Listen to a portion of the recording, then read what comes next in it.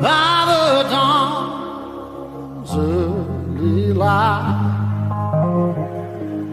was so proudly we hailed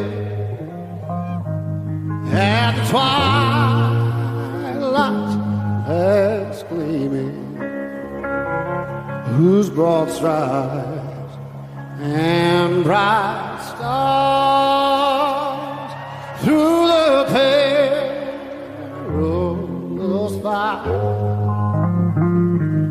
Oh, the ramparts we walked were so gallantly streaming, and the rockets regular up on spur, singing out, yeah, through the night that our flag was still there. Oh, say, does that star-spangled banner yet wave? Oh, the land of the free and the home of the brave.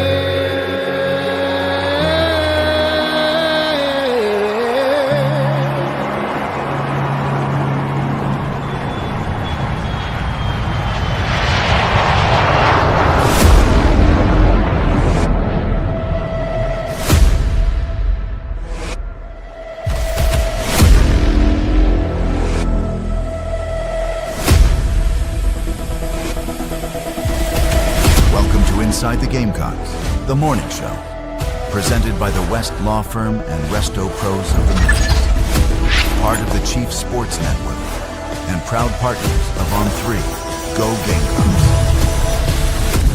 He'll be fine on the mountain.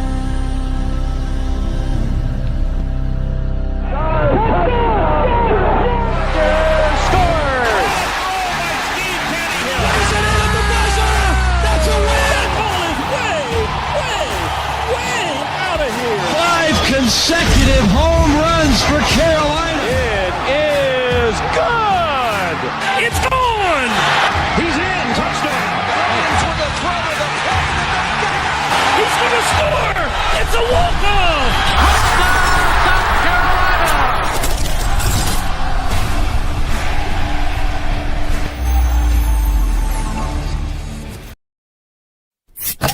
Well, I have a microphone and you don't. So you will listen to every damn word I have to say. Papa Top again. Freak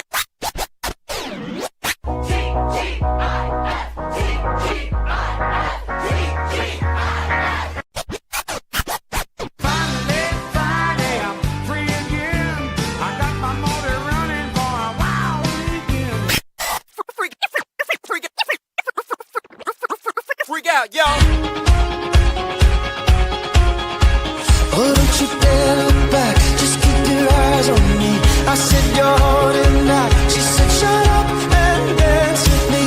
This woman is my destiny. She said ooh, ooh, shut up and dance. Don't you dare look back, just keep your eyes on me. I said you're holding back. She said shut up and dance with me. This woman is my destiny. She said ooh, ooh, shut up and dance with me.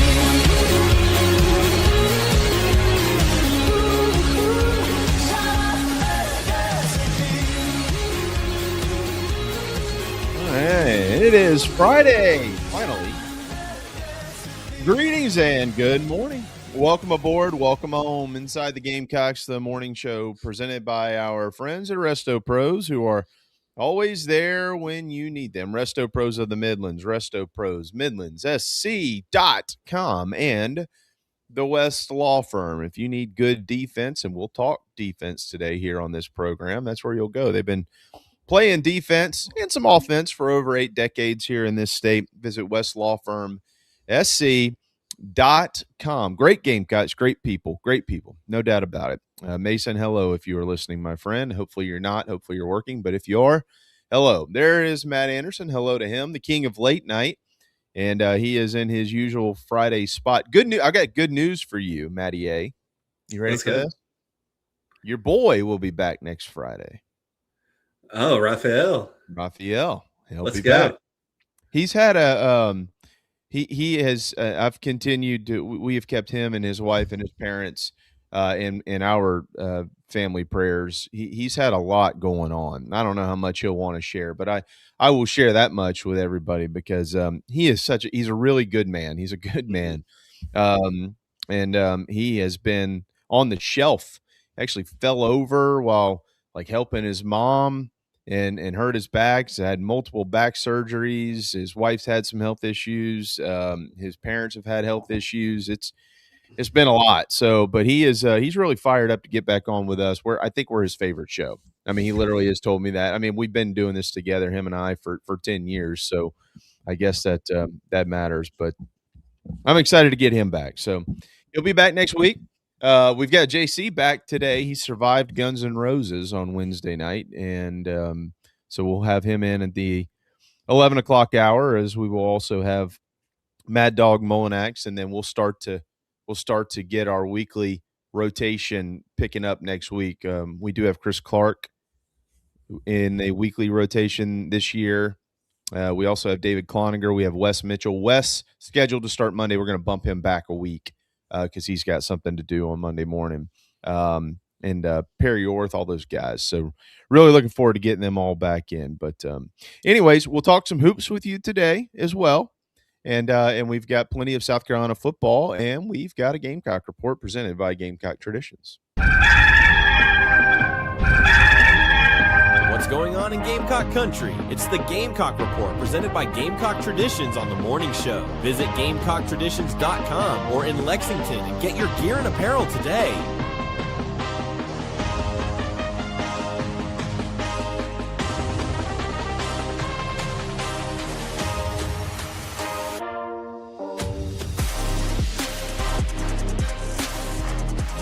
All right. Yeah, so look, man, do you agree with me that they rigged the Birdies with Beamer golf tournament yesterday?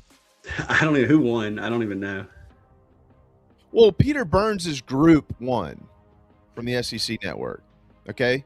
And PB can play. You know who his main partner was in that foursome? No, who? Is Rob Bradley, the golf coach at South Carolina. I mean, come on, man. You know, Coach, come on, man. We're really rigging preseason media golf tournaments. No, I'm just kidding. They didn't rig it. But I was surprised that Sterling Sharp's group didn't win it.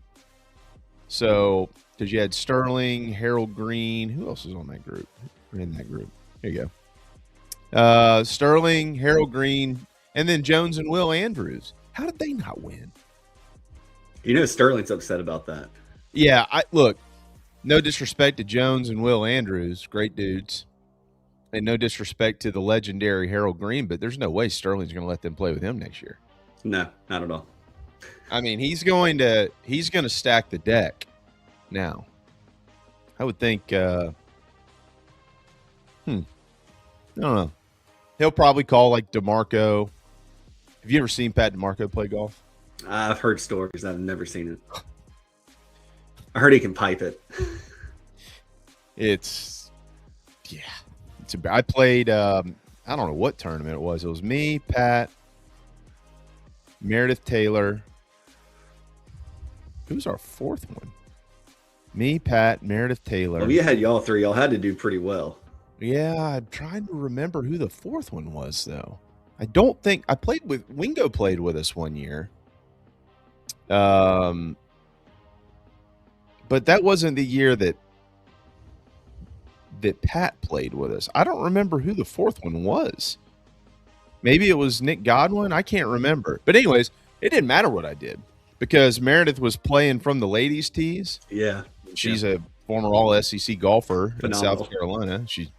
That's why she has McKellar Enterprises. So if you suck at golf, you go there and she'll get you better, and she can do it digitally or virtually. And the course we were it was actually, you know what? It was at Fort Jackson. Okay. And it's kind of, Fort Jackson, it's kind of an executive course to a degree. It's a little bit shorter on some holes. And DeMarco's out here, 330 yards off the tee, just driving the green. So it didn't matter what I did. I could,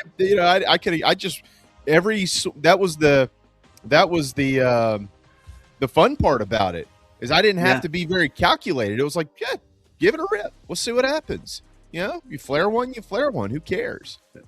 Dude, I have a friend and we go play and we'll just, sometimes we're just having a good time. We'll say, let's see how low we can go together as a foursome. And like someone pipes one down the middle. It's like, you know how it is, JB. It's like, you're in the Air Force, you're about to drop a bomb somewhere. You don't even know where it's going to go. You're just going to scatter. Everyone's going to hit it as hard and as far as they can to try and, give a little bit better position, but just grip it and rip it. And sometimes I just get back in the cart, put my driver up and say, come on, boys, let's go. That's right. Yeah. It's pretty much what I was doing. I mean, it just didn't matter. I remember, and then we'll move on. But I remember we felt like we were close. Like, there's no way we're not going to win this thing, but we really need to birdie 18 here. Let's just make sure. And DeMarco had a chip. I know Pat had a chip, but I think it was like 30 or 40 yards off the green, and he chipped it in. He chipped it in for an eagle. Okay, and so we get there and we tied for the lowest score, but somehow, and I say we because I was a part of the team, but I think I might have won a hole for us. Yeah. But we got there, we tied for the lowest score, and some goober ass rule or whatever they made up gave us second place and the other team first place.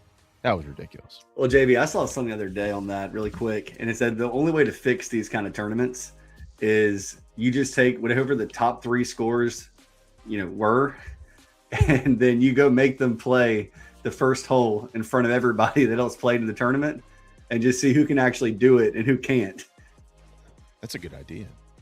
I didn't think about that. That might have been the golf tournament where I met Tony Annan. No, it wasn't. It wasn't. I don't know. I can't remember now. I got to go find my scorecard and figure out who the fourth one was with us in that group. But anyways, yeah, Pat, he's him and Smoke. I've never seen anybody hit it like those guys. I mean, they're literally 330 off the tee box, and it just flies. It's the craziest thing you've ever seen. Shane Beamer yesterday did give an update on Jacarius Peak and Dylan Stewart. Not much of one. He said that the checkups went well. They'll keep monitoring this. I will tell you, I do believe that but while we have heard since both of these things happened, that both are tracking and even ahead of schedule, I think that Peak is more of schedule than Stewart as it pertains to when he gets on the field. And we'll talk a little bit more about that today. But sure, Shane Beamer said all is well. They haven't had any setbacks or anything like that. So they're just both of them are in there working out and doing the things that they need to do. So that's certainly good. A little bit of volleyball news here. I know that people, this is the Gamecock report, so we try to cover everything for the University of South Carolina. Jose Loyola, the volleyball coach, announced 2 new staff members. Shannon Stone. Isn't that an actress? It is an actress. I'm trying to place what she's in, but or maybe Sharon Stone. Sharon Stone is the actress. Yeah, this must be her sister, Shannon. Yeah, Shannon Stone and Billy Mashel joined the program as assistant coaches. Stone is coming here from Coastal Carolina, and also spent a couple of seasons at Tampa, where he helped them to small college national championships. Mashel is coming over. He's a native of Brazil. Those Brazilian volleyball players.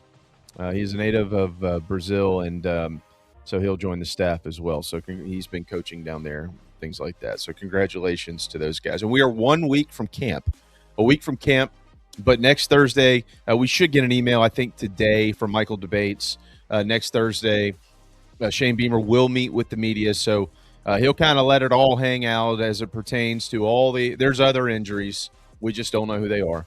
So he'll get all that stuff out next Thursday, and then camp will open Friday morning. I think it's going to be around 9:15 or something like that. We should have a few periods with the media, but I'm expecting it sometime today, if not in the next day or two, a full preseason schedule for Michael Debates and South Carolina football. So there you go. That is the Gamecock Report presented by Gamecock Traditions. This thing will get longer as we get closer to the actual fall athletics season for the University of South Carolina. Gamecock Traditions has over 100 items in stock. Over 100 items in stock for South Carolina with a Nike check mark on them. And they also have the Ribo hats. And I'm just going to tease this because I don't know when this is really coming. Could be relatively soon or maybe a little bit further down the line. But Ryan did text me with Ribo with these hats and sent me he wanted to get my opinion on two styles of a new hat he's got coming out. So I gave him my opinion, and all I will say is there's no way that these won't sell out within like 5 minutes. Nice. I'm excited for that. Yeah, because those will be in Gamecock Traditions too. You can also buy them directly from his website. It will be the best hat he's put out. I am standing on business with that. It is the coolest hat ever. So keep your eyes peeled. Maybe I would assume it'll be out before football season. All right. Anyways, it is 10:13. So I'll tell you what we'll do. Let's go ahead and squeeze in an early TO. Okay, Mr. King of Late Night. You've got a column up on thebigspur.com right now about some offensive stuff. I want to get to that with you. I just put about 45 minutes ago my column up discussing the defensive battles that will be ongoing as camp commences in 1 week. So we will talk about that stuff today. We'll make sure that JC's lumped into it as well. Something that we discussed yesterday on the program, I want to bring it back today to get a couple of new voices into that as well. And hoops. I want to ask you a hoops question as well coming up here in just a minute. So it should be a pretty fun Friday. We hope all of you are ready for a weekend, only a couple of more without college football as we inch closer and closer. The morning show powered by Electric Bikes of Charleston, electricbikescharleston.com. We will be right back.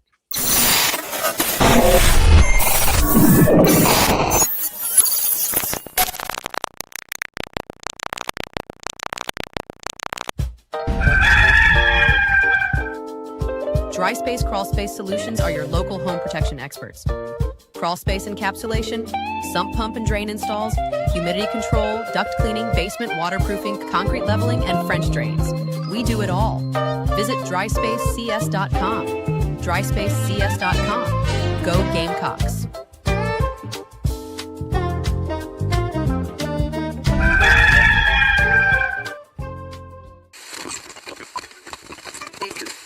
Is this your golf game?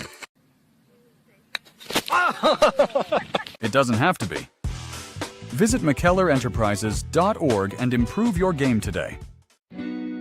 Test ride at Electric Bikes of Charleston today. Road trip ready. Ride comfortably. Forget road fatigue. The Velotric Fold 1 Plus features our exclusive Comfort Max frame design for an effortless, upright riding posture and a low step through.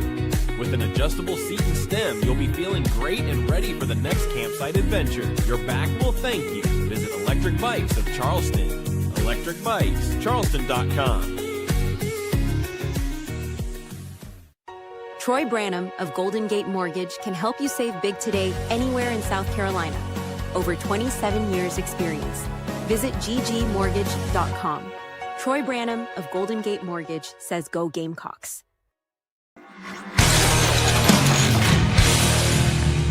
New year, better floors. Now is the time. Refinish your hardwood floors with Recoat Revolution. Beautiful like new floors in just one day. No dust, affordable, and 5 stars. Give us a call in South Carolina, 803-397-1365, or visit us at recoatrevolution.com. Go Gamecocks! Jeffrey's got space and a touchdown. Can you believe it? Touchdown! He caught it on traffic. Scores! Touchdown, South Carolina!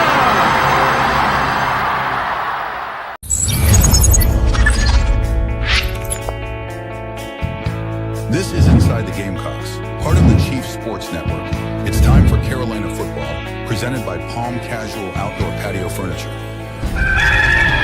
When I wake to find the solace of all we've become, I can't wait to make the promises that I believe of. Take me down, let me see how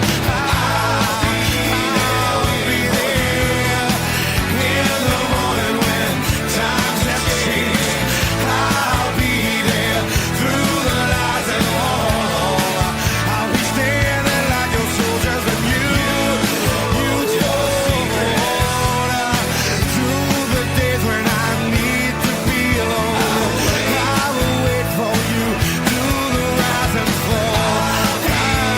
I'll be there in the morning when times have changed. I will wait for you through the rise and fall.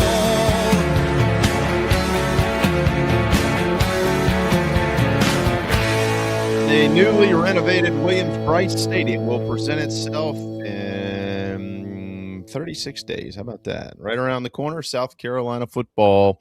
There is Matt Anderson, the king of late night. Sherbert and Mad Dog are headed our way soon. Let's start on the hardwood, though, here. Victoria, Canada, and the Bahamas national team are the opponents next weekend for South Carolina men's hoops, Matt, down at the Baha Mar Convention Arts and Entertainment Center in Nassau. So this will be the first chance for these guys to get out there and play as a unit, a brand new unit, together against a couple of, I guess, national type teams. But then, what we have learned is that, there's going to be some challenges in this non-conference slate. We know that Clemson is on it. We got NC State. We've got Maryland, and we're waiting on some other things to drop as far as neutral site games and stuff like that. I mentioned some of this yesterday. Where'd it go, actually? Hold on. Don't move, man. We'll move muscle. I don't know where it went. Anyways, so this is you've seen the SEC slate, right? Yeah, I have an article on the Big Star right now about it. Oh yeah, well that's a good point. I read that. I apologize. That was kind of a dumb question. Which, by the way, little did I know until I mentioned the fact that the news broke the other day about the tip times and dates and stuff like that. Yeah. Mike Morgan said that LSU still only has 4 official players on their roster. Yeah, it's crazy. So I mean, what? What? I mean, there are only so many things that can leave you speechless. That would be one. 5 have to be on the court to play the actual game.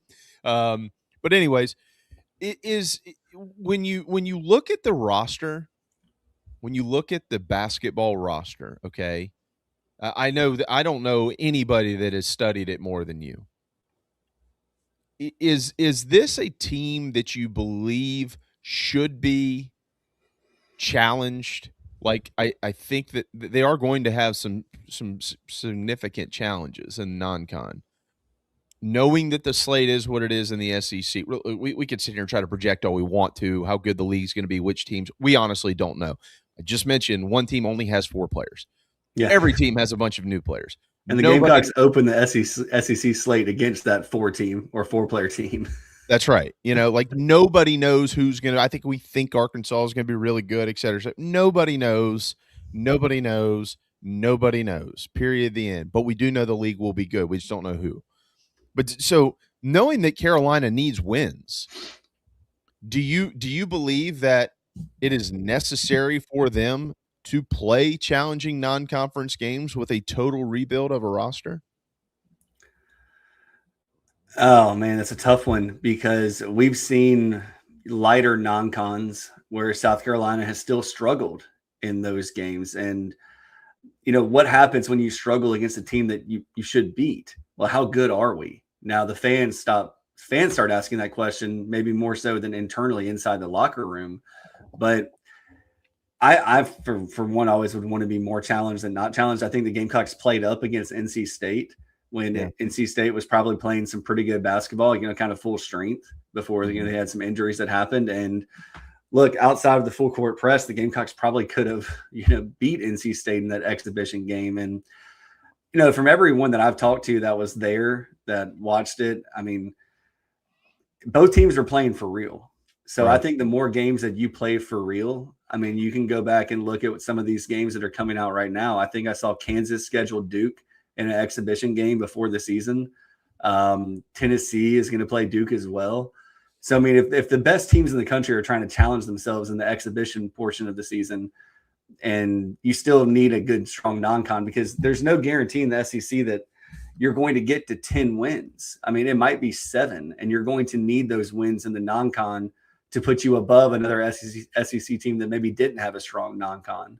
Right. So I think in the non-con, you want to be challenged. You want to play like you're going to play the rest of the season, because the message has to be delivered early. This is what excellence looks like. This is what it takes to be excellent. This is what it takes to win. And I don't think you always get it in scheduling cream puff non-con games. Okay, yeah, I found my notes. I read all of this, I think, 2 or 3, probably 3 days ago, I believe. I've already mentioned NC State and Maryland. We know that. Maryland's in Baltimore. NC State is being played up in Raleigh as part of the ACC SEC Challenge on December the 1st.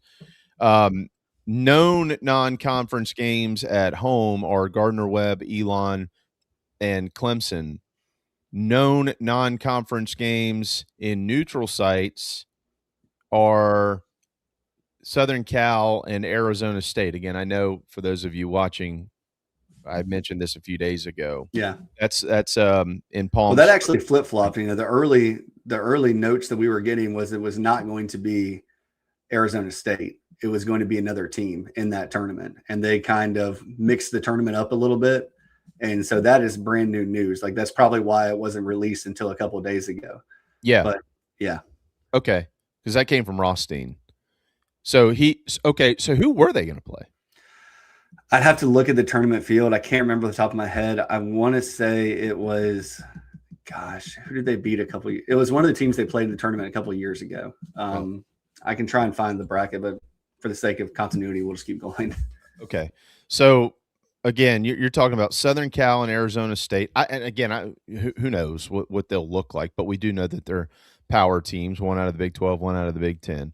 So Southern Cal, Arizona State, Clemson, Maryland, NC State. That's a challenge, I think, for this South Carolina basketball team. And,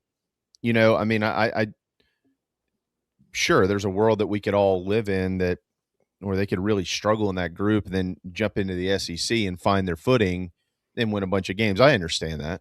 But it just seems when they got a full 15-man roster, including walk-ons. So he did fill it out. And there were 4 players returning from last year, right? No, well, it's Eli Sparkman, it's Hayden Simeon, and Grant Polk. I think we're the only 3, unless I'm missing one. I thought there was a 4th. Okay, it doesn't matter, 3 or 4, whatever. So yes, no, Polk. Yeah, Polk, Sparkman, Simeon, and Simeon, Polk, Sparkman. Is that it? That's it. I mean, I'm going through my head, but that's you're right. That's it. Okay, so you're returning 3 guys. It's just a curious question on my part here. I feel like you want to try to play as many games as you can that allow them to figure out who they are cohesively. And I know that that's what the Bahamas is for and other scrimmages and stuff like that. I mean, I do understand that, but I'm talking about in the games that matter. to just get some wins under your belt, just get some confidence. I don't know what's more important. Is it confidence or is it resume? I mean, you lose a non-conference game in Palm Springs, California against a power opponent. It's not going to really nail you. If you win it, it's certainly going to help you. But what helps more? Something like that. I mean, they're playing the games. It's not like they're going to change based on our discussion here. But I'm just saying, yeah. When you see them playing those type of games in lieu of playing a team that they should beat at home in Columbia, it just kind of makes you wonder, like, what is the best thing for this program, knowing that the SEC is going to be the challenge that it is? I mean, I've said for a long time that I don't really care about the non-con. Just don't lose 8 of your non-con games. Don't lose 5 of them. Don't put yourself in that hole to start out, because in the SEC, if you get 8, 9 wins, you're going to be in the NCAA tournament. Like, it's pretty much guaranteed at this point. But I don't think you can get to 8 or 9 wins in the SEC tournament without challenging yourself, maybe taking some losses, taking some bumps. But like you said a moment ago, JB, every win you get when you challenge yourself gives you more cushion in the SEC, right? Maybe it turns out you don't have to go win one of those 4 games against Florida, Alabama. Let's see who else is going to be ranked. Tennessee, whatever. Like, maybe you don't have to win one of those 4 if you already have a feather in your cap.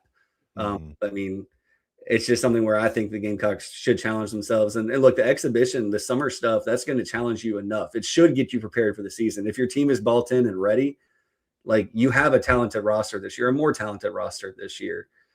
So, yeah, I'd probably mix it up, man. 4 or 5 quality non-con games, and then take your powder puff programs that, it's a buy game, but you got to beat the crap out of them when you have the opportunity. Yeah, like, learn how to win any type of game and really win big when you have the opportunity. Don't just squeak. I mean, you made a really good point earlier, because I remember last year after they played that NC State game and they shot the lights out, and we were all like, oh, okay, because we were told in the off season that that's what they were signing. They were going to sign shooters. They needed to be able to shoot the basketball, and they certainly did that. They lit up the night. They lost the game, but they shot it really well, and that was somewhat encouraging. And then they did not shoot it well the rest of the year. So we'll see what happens. A week from tomorrow, they'll play Victoria, Canada down at Baja Mar, which is just a gorgeous place. I actually had some cousins down there last month. And maybe we'll see what type of intel we can get coming out of that. All right, I want to turn my attention to your column that's up on the bigspur.com right now. And it was written this morning, or published this morning. I'm sure it was written in the last couple of days. It's titled, "The South Carolina Offense Has to Improve This Key Metric." What metric are you talking about? The metric that I'm focused on right now, JB, is 3 and outs and drives that end in turnovers. Because you and I have spoken about it, seems like for 3 years now. But the defense has been good enough in most games to keep South Carolina in it. Maybe the defense has won a couple games as well. But if you're constantly going 3 and out or turning the football over, if you're turning the ball over, you're not giving yourself a chance to score points at all. If you're going 3 and out, you're not scoring points, and the defense is going right back on the field in a minute and 45 seconds. And that offensive coach on the other sideline offensive coordinator has been staring at, well, this play didn't work, or that play didn't. Let's make this adjustment. And then you're constantly, it's like trying to take the SAT in 45 minutes, like what you're asking Clayton White to do when you stretch that, when you can't keep drives going and getting, flipping field position. So, we've talked about it, but 51 drives ended in a 3 and out or turnover last year. And all those turnovers weren't interceptions or fumbles. A lot of them were turnovers on downs, because the offense put itself in a situation where there was no room to not go for it. And then when you're a predictable play caller and you're running predictable schemes, the defense is going to stop you more times than not. And South Carolina might have a gaudy 4th down conversion number when you look at the Shane Beamer era, but those turnovers were killers on downs. And oftentimes going forward on your own side of the field and turning the ball over, because you just had to try and make something happen. Right.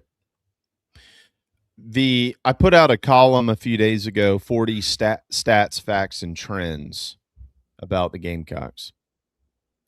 Correlating with what you're talking about here, and it's not like one half should matter more than another half. But the word finish has been brought up for virtually 9 months. South Carolina did not finish any games really last year. They did finish the Virginia Tech game, with some highlight plays.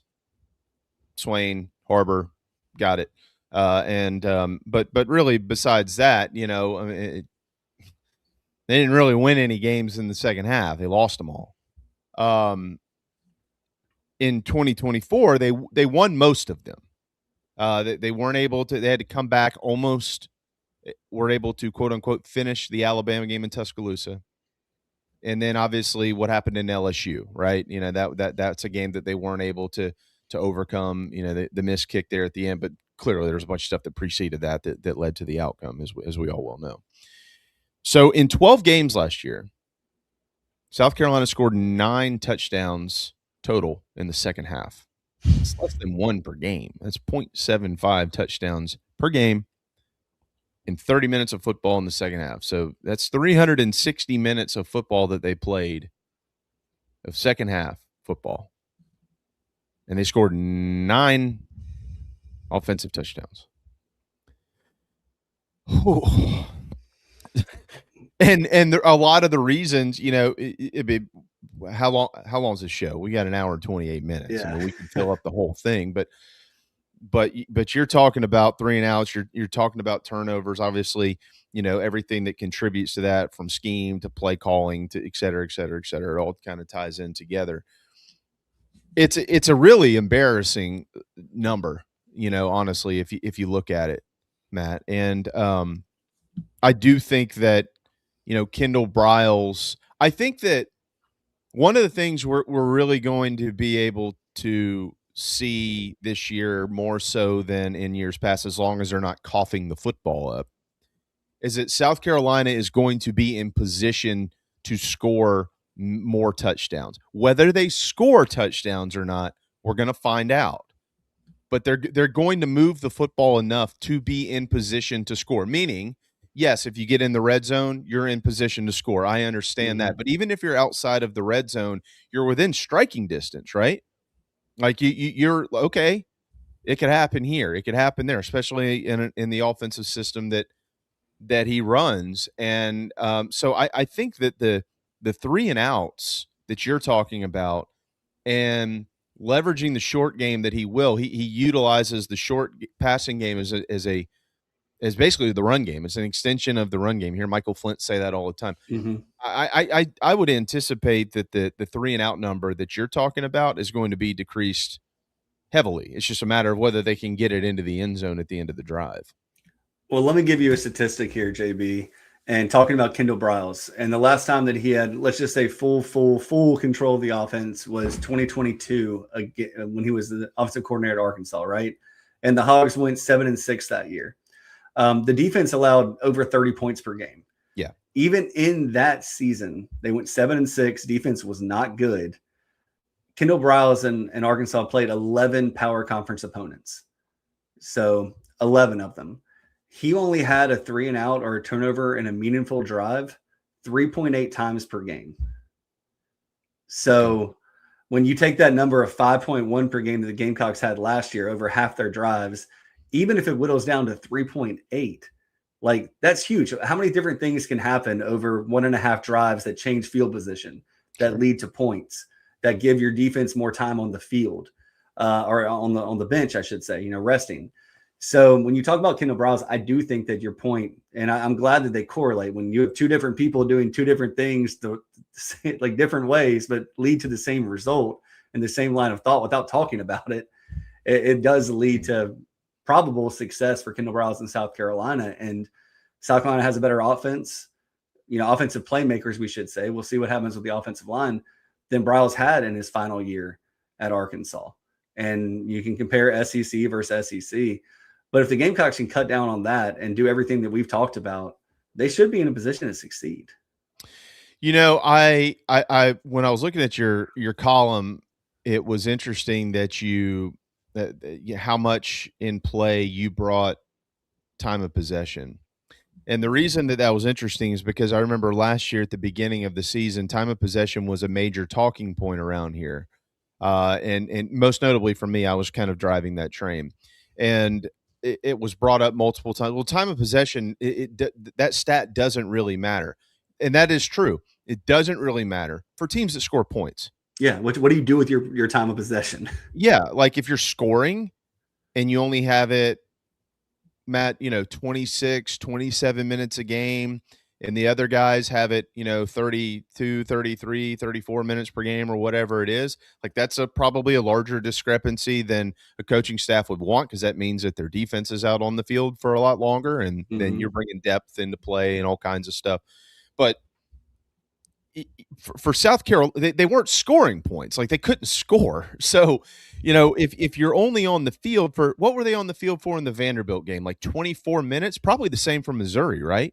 Wasn't it less than 25 minutes? 24 minutes against Vanderbilt, 24 minutes for Missouri, 26 for Oklahoma, and 21 minutes against Clemson.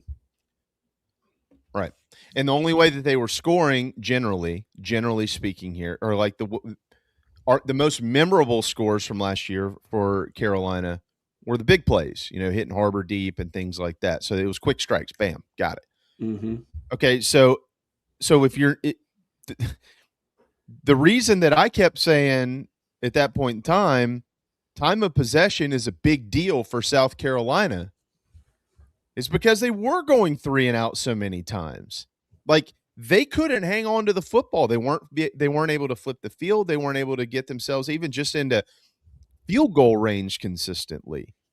And we're not really anticipating that being the case this year. If it is, man, the problem around here is a lot bigger than, just flip-flopping offensive coordinators, as we all well know. But I mean, I have looked before at Kendall Briles' time of possession, and it varies. It varies because they try to snap the ball as quickly as they can, but time of possession also equates to how many possessions you have in the game. So, it kind of goes back and forth. So I don't know that time of possession is going to be as important this year for this offense, but 3 and outs, that will be. No, and when I ran the numbers, I put time of possession in there just to show, a visual, amount of time the Gamecocks possessed it, right? But when I ran the correlations, to your point, JB, the time of possession doesn't matter, like if you're scoring points. But if you're not, there's like zero correlation in time of possession and winning the games and losing the games that the Gamecocks had last year. There's relatively little correlation at all. Now, the only thing that time of possession I think can really matter, and if we want to go back to, one of the games last year, it was Kentucky. South Carolina possessed the ball. What did we say it was? 31 minutes of the game, but 9 minutes of that possession was just running the ball to try and prove a point, and they still turned the ball over on downs. So how much did that 9 minutes possession really matter? Did you help yourself win the game? Yeah, because you kept the other offense off the field. But did it do anything in the grand scheme of things? No. It was, and I remember Coach Beamer after that game, he mentioned that, hey, look, we stayed on the field. We punished them, basically took them out of the game, even though the game was pretty much over. The question that I have is, maybe I overlooked it, or maybe you've got it, but on drives that they did not go 3 and out, how many times did they score? Oh gosh, I'd have to look at that. I don't have it on me, but that's I bet it's pretty good. Question. Yeah, I bet it's actually, yeah. I mean, there's only one way for the math to go. I just pulled it up here. So you've got, 3 possessions were 3 and out against Vatech, right? Oh, yeah. Wait. Yeah. 3 and outs. This is also 3 and outs. 3 and outs and turnovers, yeah. And turnovers. You got 3 of those against Vanderbilt. And I do remember they were moving the football at times against Vanderbilt, and it just petered out. Missouri, 4 3 and outs in turnovers. 4 3 and outs and turnovers at LSU, and then from there it got pretty bad. Well, if you look at, but the only time of possession thing that I could even come up with was at LSU they had the ball more than LSU, they only lost by 10. Alabama, they had the ball more than Alabama, they lost by 7. A&M, they almost got to 30 minutes of possession and they lost by 1. So I do think the offense needs to hold the ball more because the defense just needs rest, and we've talked about that to death. Yeah. I'd be curious to know what happened in the drives where they didn't turn it over or go 3 and out, because I bet you that the scoring rate was probably higher than you would think. That's not that you're putting lipstick on a pig here, because you all the other drives were so bad. But I'm just saying, when they did stay on the field and didn't go 3 and out or cough it up, they found ways to score. And it might honestly not be as good as we just think off the cuff looking at math, JB, with all the special teams points and the defensive points as well. It might still be pretty rough looking with the offense. Hey, man, I was just it's Friday. I was trying to find some joy, right? I'm trying to find something around here. Oh, that's all right. Well, that Kendall Briles did speak yesterday. Hat tip to Terry Ford and Jay Phillips 107.5 The Game. They do a great job every year at the Birdies with Beamer golf tournament and getting coaches in and sitting them down and things of that nature. And they talked with Kendall, and I really enjoyed that conversation. So Jay and Terry, well done. I mentioned that Briles, they asked him an interesting question, which was, because you generally, like in today's game, they didn't phrase it this way, but you know what I'm saying.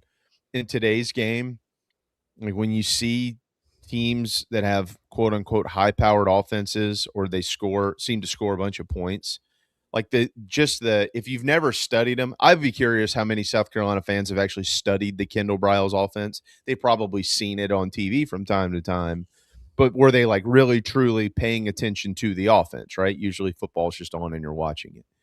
And so the question really was more along the lines of, hey, when people think about your offense, they kind of think that you just pitch it all over the yard. And while there is some truth in that, depending on who's at quarterback, Kendall mentioned, hey, look, we throw the football as an extension of the run game. So short passes and things like that, like we view that as the run game here. And he continued to kind of dive into the fact that they're going to do the things that Lenora Sellers is comfortable doing, which to me means they're going to make sure that he is free to play, kind of backyard football. I think he actually answered a question yesterday. Terry said, look, we've asked Shane Beamer, we've asked Mike Furry, we've asked who else was it? Randy Clements, so on and so forth. Describe Kendall Briles' offense, and every time the word fun comes up, so you describe your offense. And Kendall said, well, look, my offense. Why did you start playing football? Because it was fun. He's like, I think that sometimes offensive coordinators, they pull the fun out of it. They make things too difficult.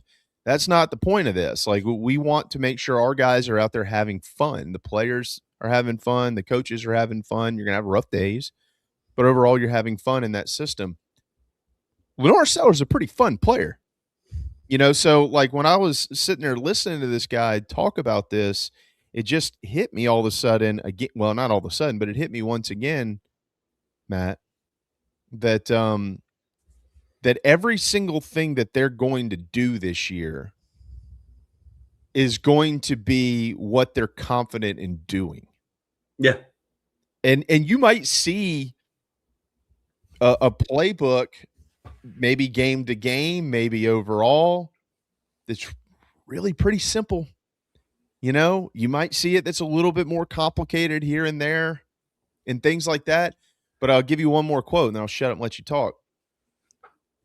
He was discussing issues, like things that can happen that bog your. And Kendall said, we need to be able to fix that immediately. Like, we can't wait 2 quarters to fix it. We can't get to halftime. We can't go, but they got us bottled up. We'll work on it throughout the week. We'll get it fixed before next week. We have to be able to fix it immediately. In my opinion, in anything in life, whether it's what we do, or if you're a football coach or a basketball coach or a baseball coach or whatever, if you have the ability to fix the issue immediately, you are operating in a system that works. if you can't fix it immediately and you don't have something that you can adjust to and that you can go to on the fly to better your results, it's probably too complicated, and it probably hasn't been coached very well. And I think that Kendall Briles is the polar opposite of that. What I'll add to that, JB, is, having Randy Clements as the offensive coordinator, right? Knowing that if the run game's not working, what does Kendall like to do? Or what do I know he wants to do so my guys can block this? Kendall, hey, it ain't working today. We're going to do this, or you tell me, but I'll tell you if my guys can do it or not. Gamecocks haven't had that for a number of years. It's one of the reasons I'm a very big proponent of offensive coordinators bringing their offensive line coach if they can, because every game is different. So yeah, 100% agree with you there. And I think that they will be in a better position to do that this year. Going back to the fun part of it. I mean, we can go back to, Lenore Sellers, first season in 2024. And what was Dowell Loggins talking about all preseason, even to the media during the season? I have to get Lenore's just to trust it and let it fly. His arm is good enough. And you go back to SEC media days, and what Lenore Sellers said to the media was, I've got to just trust it and rip it. And if you're not having fun, that's when everything collapses on you. Like, going back to my SAT analogy earlier, well, I'm pretty sure the answer is C, but man, I have a lot of C's right here already. Like, do I really want to do a C again? And then you're thinking and you're overthinking. But if you're having fun and you just feel like, no, I know this, the answer is C. I don't care if I get 7 C's in a row. And go back to what Spurrier said. We're going to run the same play out, different formations, and we're going to kill you till you stop it. Like simplifying the offense, letting Lenore's have the ability to have fun, make those quick reads, let it go. That's the last thing that needs to be unlocked for Lenore Sellers. And if Kendall Briles can bring that out of him, then that's going to be really exciting for Gamecock fans, I believe. I surely do miss those days. I can't tell you how many times I was in that ballpark and knew that Steve Spurrier was about to run some sort of crossing pattern with the tight end. They were going to throw it to him, and he was going to walk into the end zone. And we knew it, and they probably knew it on the other sideline as well, and they still couldn't stop it. And since then, there hasn't been one person here at South Carolina that has called plays so confidently and said, I'm in the spot to call the play that I know is going to work, and we're going to do it. And there's not a damn thing you can do about it. That hasn't happened. I feel like Kendall Briles has that in his bag. This is where we strike with this. And certainly looking forward to seeing that. All right, it's 10:48. It's Friday, July 31st. It is the final day of the month of July. Football starts next month. Everywhere. High school, college, you got the pros who are already in camp. We're getting closer. Hang tight. We'll come back and begin to wrap up hour number 1 in just a couple of minutes. Gamecock Traditions is your Nike superstore and your home for anything and everything with a South Carolina logo. Visit us in the Midlands and order online at GamecockTraditions.com. Go Gamecocks! The State Farm Personal Price Plan helps you create an affordable price just for you. Contact local agent Gary Patterson for your personal price plan today. Walk me through the toughest case or situation we've had to handle without names or locations. Just what was the toughest situation? The hardest one was there was an individual that defended themselves in their home, and they're still criminally charged. And there was evidence that they were, being sought after for something that they weren't technically involved in. And they're being charged criminally because they defended themselves inside of their own home for doing what was right and what we believe at Right to Bear to be a human right. TheBigSpur.com, now part of On3. Join for just $1 today. When you buy and sell your sports and fitness gear at Play It Again Sports, you support a local business. We pay our customers for their quality used sports and fitness gear and resell it, recycling it back into your community. Support local, score savings. Palm Casual Patio Furniture presents our coverage of South Carolina football. Visit palmcasual.com today. Make your outdoor space the best it can be. Go Gamecocks. The State Farm Personal Price Plan helps you create an affordable price just for you. Contact local agent Gary Patterson for your personal price plan today. really common fear in a workman's compensation case is what's going to happen to my job if I report this injury? And my answer to that is you still need to report your injury. I'm dealing directly with the insurance company, and the insurance company is going to treat you like a file number. So let me make sure that doesn't happen to you. Let me get involved in your workman's compensation case.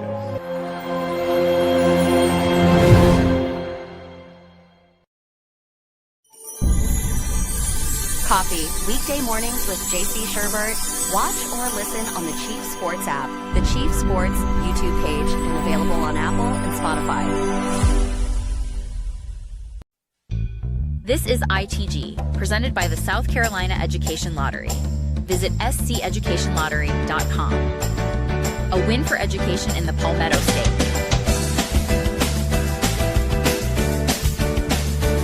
Your love lifting me higher than I've ever been lifted before. So keep it up, quench my desire, and I'll be at your side forevermore. You know your love keep on lifting me higher, higher and higher. I said your love keep on lifting me higher and higher. So it's a big day around here for me. It's National Avocado Day. Finally, your day, JB. Yeah, I love avocados. I love that. I already had one this morning. Probably gonna have one at lunch. You gotta keep the, you gotta keep yourself in eating shape with the the fall coming up. You got football and then you got the holidays. Last year I was scared to death I was going to gain a bunch of weight back, and I didn't. Thanks to the avocados. So Are you a big guacamole guy too, JB? Love Like at the Mexican guacamole. restaurant? Yeah, I am. You make it yourself? My I don't. My Carrie does, my wife, and it's phenomenal. She puts tomatoes in it, and it's salty enough. Matter of fact, it's so good that when we go to Mexican restaurants, I'm pretty disappointed from time to time. Yeah, you cut the green onions and put them in there too. It's very good. Very good. Yeah. She had a little girls' night last night with a couple of buddies, and I did tacos with the kids. And but I didn't realize before she had left, she had made guacamole for us, and that was a real treat. The girls were lucky to get any of it, but they did. We'll continue this part of the conversation in hour 2 with Schubert and Mad Dog, but it was part of our conversation yesterday, and I did put it up on the message boards, I guess yesterday afternoon on the Insiders Forum. Do you buy or sell Lenore Sellers over 3,500 total yards this year? And great responses. I actually really appreciate all of those who did respond with really some pretty intelligent answers. I'm buying it, and I'll there's some offsetting factors that I think need to be brought into play. One of the things that really helped Lenore Sellers in 2024 was having Rocket Sanders. Yeah. And vice versa too. Rocket Sanders had Lenore Sellers. I mean, those things go together. But remember, in that offense that started so slowly, if you remember, Old Dominion was, like wiping sweat off your brow. They won. The defense really took charge in the Kentucky game, and Lenore's, I think, completed like 72% of his passes, if I remember correctly. Didn't throw for a bunch of yards. And then he went down in the LSU game. You remember that? He went down and he had run all over him. But he went down and was out and did not play in the Akron game. Robbie Ashford came in and had a big time ball game. And when he was backing up Sellers at the time, and then we ended up getting Lenore's back, and he struggled against Ole Miss, and then It started clicking. Bam, bam, bam. Finished that year with over 3,200 total yards, 674 on the ground, and 24 something through the air, right around 25 or so through the air. Without Akron and without the second half against LSU. And I don't know if LSU was going to do anything that day to stop Lenore Sellers, because they sure as hell hadn't shown it to that point. So I think he would have gone over the 3,500 mark in 2024. And had he done that, this superficial 3,500 number that I asked about yesterday, do you buy Sellers in 2026 over 3,500? That number would probably be raised to like 4. Yeah. But I'm being fair in saying that, he didn't get there. Got a new offensive coordinator. We'll see if it takes some time to kind of get in the flow. We don't know how good's the offensive line, how good are the run backs. So, trying to bring in all these factors and put it at 3,500. So chew on that for a minute, because I'll be curious what your synopsis is. I would anticipate, and you're hoping, that Sellers is playing very little in the second half of the first 2 games, although I do think they're going to give him plenty of time to really get into the flow. But I would think that the first couple of games of the year he's going to be able to put up substantial numbers, right? Yeah, I think so. I mean, I don't need much time to chew on it. Are we saving this for coming back, or are we talking about this now? No. Everybody is eagerly awaiting your response, so I don't think anybody wants you to blow the lid off of it yet. Okay, well, we can wait, because I think we got Phil and JC coming on. Yeah. I'll let the 3 of you. I'll shut up and let the 3 of you take it. We'll have some fun with this one. Because none of you. I think Phil answered it yesterday, but JC was he was gallivanting around Chicago, doing whatever the hell he does, and probably getting ready for his next yard sale. And you weren't here, so. Well, I just hope none of the merchandise he bought at Guns N' Roses goes in his next yard sale. He needs to hold on to it for at least a couple years before it goes on the 3 clothes hangers. That was the worst yard sale I'd ever seen before. He had Mickey Mouse button-down shirts in there. And they were probably cotton too. They probably weren't even dry fit material that you could actually wear at Disney and not sweat. Yeah. Who wears a cotton shirt to Disney World in today's day and age? Yeah, I'm over the yard sale stuff. I haven't done one in years. Don't plan to. I am that just give it away. Oh, but that's probably worth $200. Put it on the street. Somebody will take it. My wife was very big on the Facebook Marketplace, but she didn't have a Facebook, so it became my responsibility. And I just said, babe, I don't care. If you can sell it on your own, but it's going on the street or it's going to the dump. I don't care. We're not using it. I don't care how much it's worth. We're not using it. Yeah. Money's gone. Dude, I just put the stuff on the street. We just put $500 worth of packing plays on the street. People were like, "You're giving those away?" I'm like, "Yeah, please." We put it on the neighborhood Facebook, come get it. We don't care. And but it'll be gone. I tell you, it's gone in 30 minutes. There are people that are hawks on the neighborhood Facebook page. I know. That's the new version of dumpster diving. Yeah. All right. Hour 2.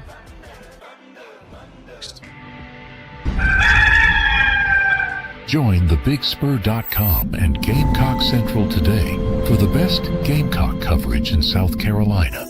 Proud partners of On3. Whether it's fireside or poolside, if it's time to watch the Gamecocks, Palm Casual will make your outdoor space the best it can be. Visit palmcasual.com and come see us at one of our South Carolina locations. Go Gamecocks!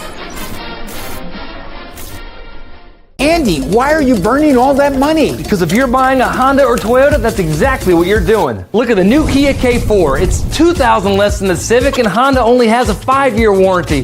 JT's Kia has a 1,000,000-mile warranty. Don't forget JT's Advantage package. Oil changes, roadside assistance, and so much more. Why burn money? 840 North Anderson Road, where we're serious about saving you money. JT's Kia Rock Hill. Kia Summer Sticker Sales Event. Shopping at Gamecock Traditions is easy. Just pick up your phone. Type in GamecockTraditions.com. Select your items and purchase. They will ship it to your doorstep. GamecockTraditions.com.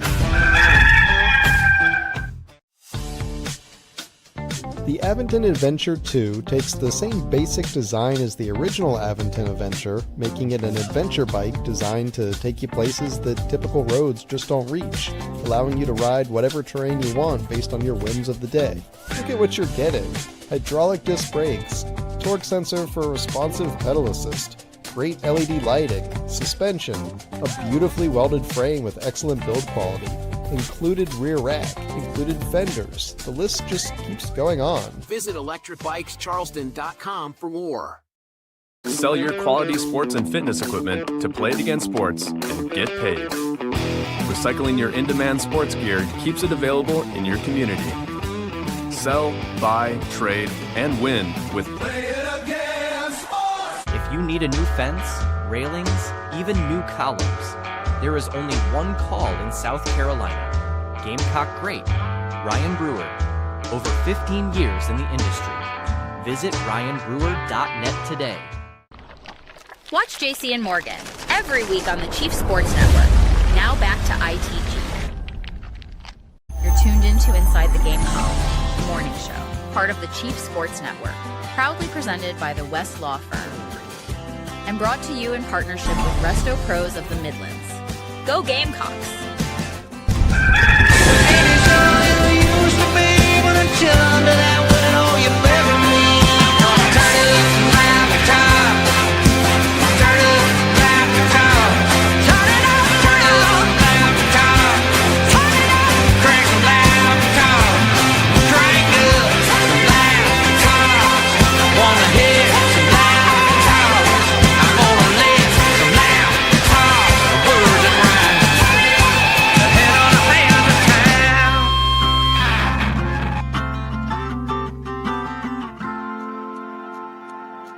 Final what is this? Final hour of the morning show. Welcome back inside the Gamecocks, presented by Resto Pros and our buddies at the West Law Firm. And there he is, fresh off of a visit with Guns and Roses. J.C. Sherbert. What's up, man? Are you everything good? Oh wow! You how much time did you spend in hair and makeup today? Okay, so I did a little something different today. I actually brushed instead of just doing the hand thing, and I think it gives me like a more mature look. Today's coffee topic was maturity and intangibles, so I felt like I needed to go with that look with my hair. I use Nat's brush though. I see she's in the chat box. So I hope she is. Oh, well, that's no. Yeah, she's no more yard sales. She's no more yard sales. No. Did you ever get like a knock on the door from the lady that bought the case of flat beer? No. I don't know that it was flat necessarily. Yeah. Hey, look, she enjoyed it. She just needed it that day. She's buying it for her husband, she said. I'm like, yeah, that's right. what we all say. Yeah. No. $20. My wife's very infrequently bought me any type of alcohol. Yeah. I don't. Yeah, we don't. I buy it if there's a reason. Like I don't go to the grocery store and we're out of beer. We need some. I don't do that. Maybe I should. It'd probably be more economical, and I'd remember and save on DoorDash sometimes. But it's not as frequent. Maybe when I was in my 30s, and a single man, I put it on the grocery list, but not now. So I got one of those garage refrigerators a while back, and I was so excited for it. Like I can't explain because like I was gonna put all my meats, my frozen meats up there, and then it was just gonna be the rest was beer. I probably wouldn't have spent like $400 on beer to fill it up with different varieties. And then nobody came over, and the beer just sat there for months. Oh, Matt, no, that makes me sad, dude.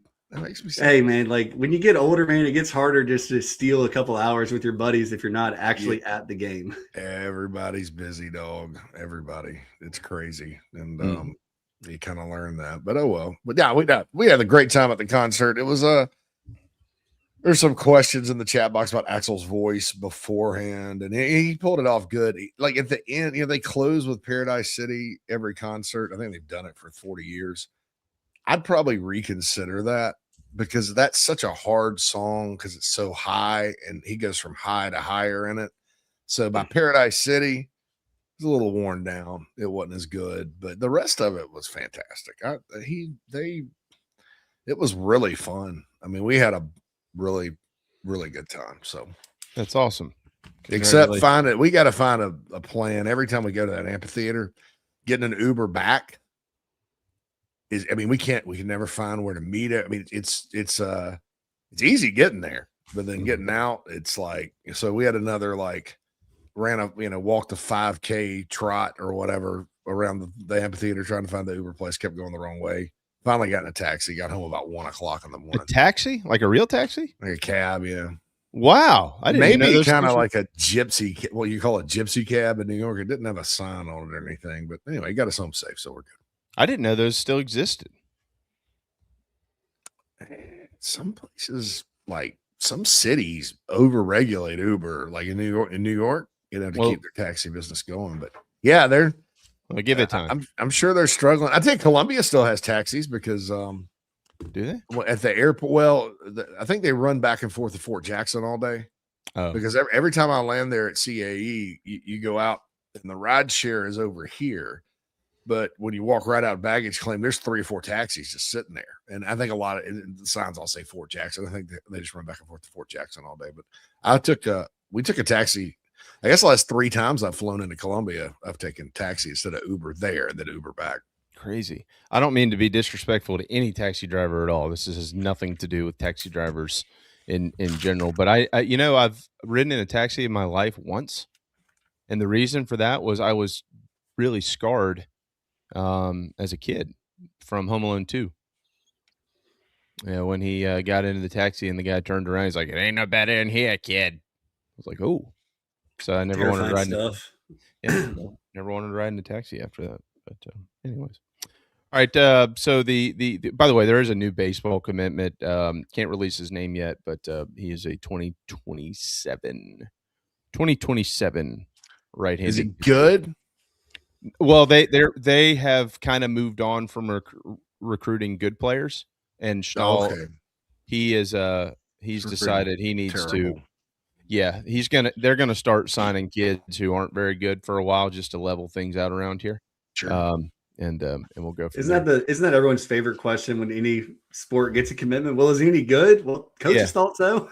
yeah. I mean, it's crazy because like everybody you get a commitment from is good, right? They have to be in high school or they wouldn't be. Yeah, and unless they're just a stretch of a projection, which has happened. But the biggest stretch of a projection I've ever seen is Corey Robinson. He ended up in the NFL. Like in my opinion, he and Brandon Wilds, I was not high on either one of those guys, and both ended up being fantastic. So what do I know? Hey, I remember when Brandon Wilds started getting his feet wet at South Carolina with injury. It was like, wait, now who's this kid again? Well, I remember Spurrier. Oh, he's a good looking kid. He's about 6'3", out of Blythewood, and he can run it a little bit. And then he's just trucking dudes out there. I think Wild specifically benefited so much from watching Marcus Lattimore and just being able to see how he ran and how the scheme worked and finding the holes downhill. Yeah. I think he and Mike Davis pushed each other too. I thought that was a really good combo. You know who else offered him that was interesting during his recruitment was Arkansas when Petrino was there. And Petrino is one of those guys that finds players like he's not ever going to recruit at a huge level, but he'll find dudes. And that was the only other offer he had. I was like, what's Arkansas coming all the way out here? They've always got running backs, but yeah. And you look at Brandon Wilds and you look at some of those backs Arkansas's had, not the McFaddens and guys like that, but some of those really solid backs that you hadn't heard of before they get to Arkansas, like that kid that rushed for 1,200 yards last year for them, like Michael Washington or whatever. Mm-hmm. And yeah, you can see that. So that was interesting. But so yeah, everybody recruits good players. The answer is how good are they gonna be when you get there, and that sorts itself out later. I mean, I wrote about the blue chip ratio in football on Wednesday, and I put in there. You don't really know. until a good way to measure is how many guys go on to the next level percentage wise. Like the 2011 defense had like 8-9 starters that played in the NFL. Yeah. You know, half of them were 3-star players. Yeah. There you go. Well, Lenore Sellers could be a 5-star player, and we've seen him play like one for sure. So, Matt, are you buying or selling him over 3,500 total yards in 2026? So I've done some, back of the napkin math here during the break. Had a little bit of time. So I got a trivia question back to you or JC. Just on average, Lenore Sellers has played 25 games. We'll call it 24 because he's missed some second halves. On average, how many pass attempts do you think he has a game? About 24. JB is right on it. He's done the math. Yeah. All right. So let's just say that he has more than that because we all agree he should have more than that. So if we just go to 30 attempts per game, right? We'll just say 30. Like, it's very modest, but 30 attempts a game. He averages 8.4 yards per pass attempt for his career. That's going to put him, pretty daggum close to 3,000 yards. And that's on the low end. 50 more passing yards a game. Yeah, so that's going to put him on the low end. That'll give him his 3,000. And he's, let's see, he has 259 rush attempts. Now, if you take away the sack yardage, he's averaged 5.8 yards per attempt for 1,500 yards. Right. 515 yards after contact. So what have Gamecock fans been screaming for years and years? Let Lenore throw more and let him run more. Don't cut him off at the knees. Let him be Lenore Sellers. So if you get 30 pass attempts, 10 rush attempts, whether designed or scrambles, he's going to blaze past 3,500 yards. So I'm going to go over. So got to go through my handy dandy notebook here. So let's say that you bump that number, like you said, you said 30, right? Yeah. I mean, I think it's probably more like 34. Okay. So, and I don't know where the number is, but it was somewhere around 70. Well, this might be it right here. Oh, wait. Might need it. I don't know. It was somewhere around 70 plays per game is what TCU ran under Kendall Briles. I would need to go back and look for Arkansas, but it was somewhere around 70. And the reason that I know that is because I remember doing the research with him and John David Baker when South Carolina was trying to hire an offensive coordinator. And when John David Baker's name came up, I knew that that was a fast-paced offense. And so I wanted to go look and see how many plays per game did they run. Now, there are a lot of contributing factors into that, and I understand that. But do you score points, and how many plays do you run when you do? But it was somewhere around 70. So let's just say that that holds true here at South Carolina. Then you know what that means. You mentioned the math. Well, there's pretty simple math, right? If you're throwing it 30 times a game and you're running 70 plays, that means you're running it 40 times a game. So it goes back to what we were talking about in hour number 1 here, Mr. King of Late Night, that this offense is we know is heavy RPO. It's a heavy RPO offense. They're going to run the football a lot. And then when they're throwing the football, a lot of those throws are going to be extensions of the run game. And Kendall Briles, as I pointed out earlier, was really, again, well done to both Terry and Jay. That was a great interview. Kendall mentioned yesterday, look, when I talk to defensive coordinators, or when you listen to defensive coordinators, and you ask them every week in and week out, week in and week out, week in and week out, when you're going into a game, whoever it is, whatever game they have, what is important this week? How many defensive coordinators say, well, it's really important that we stop the run? You hear it every week. It's said by every DC in the country. So if it's that important to them to stop the run, then it's important to us to need to be able to run the football. And so, when I heard that, I was like, well, that sounds pretty simple. Like Coach Spurrier, well, how'd you win the game? Well, we scored more points than they did. Well, I'll be damned. So if you break the numbers down to get to this 3,500 mark or whatever, it doesn't even matter. But if you break the numbers down, they're going to run it more. They should be running it more than they're going to throw it. And when they throw it, if you actually tack on plays that are considered extensions of the run game, it's probably significantly more than actually throwing the football downfield. Sherbert, the floor is yours. Yeah, you have to run the ball, man, or have some kind of. You got to get enough at least, and that's only if you have a really good passing game. I mean, I was unfortunately, I reviewed 2 games this morning just because I kind of like to go back and every now and then look at games. And I reviewed the 2011 Auburn game and the Clemson game this past year. Good stat, Matt. Yeah, go ahead. Go ahead. I'm listening to you. And both of those obviously were ugly offensively for different reasons, but it gets lost on people. Lenore Sellers threw for 381 yards against Clemson's defense. Mm-hmm. And now, I mean, there were some big plays in there, chunk plays in there, obviously, but he had a pretty good. If Jared Brown hadn't fumbled the ball early in the game, I still don't know why the hell he was out there, because he hadn't played all year. I mean, they had other guys doing. I just don't understand that, but that was frustrating for me.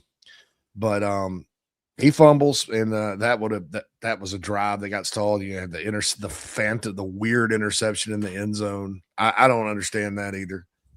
And then of course the pick. So my point is, they got enough passing yards that day, best all season, but they rushed for 41 net yards. 16 of that came on one run, 13 of it came on another. So they had 12 yards and 17 carries net the rest of the day.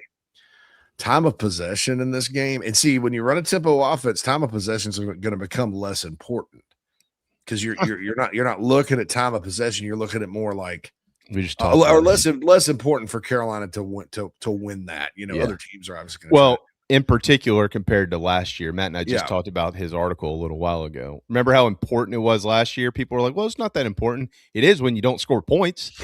Yeah, because you don't have, close in 38 minutes and 40. It was almost like what South Carolina used to do to them when Spurrier was here. Spurrier would not run up tempo against Clemson when they had Chad Morris, and he'd play keep away, and Carolina ended up with double the time of possession.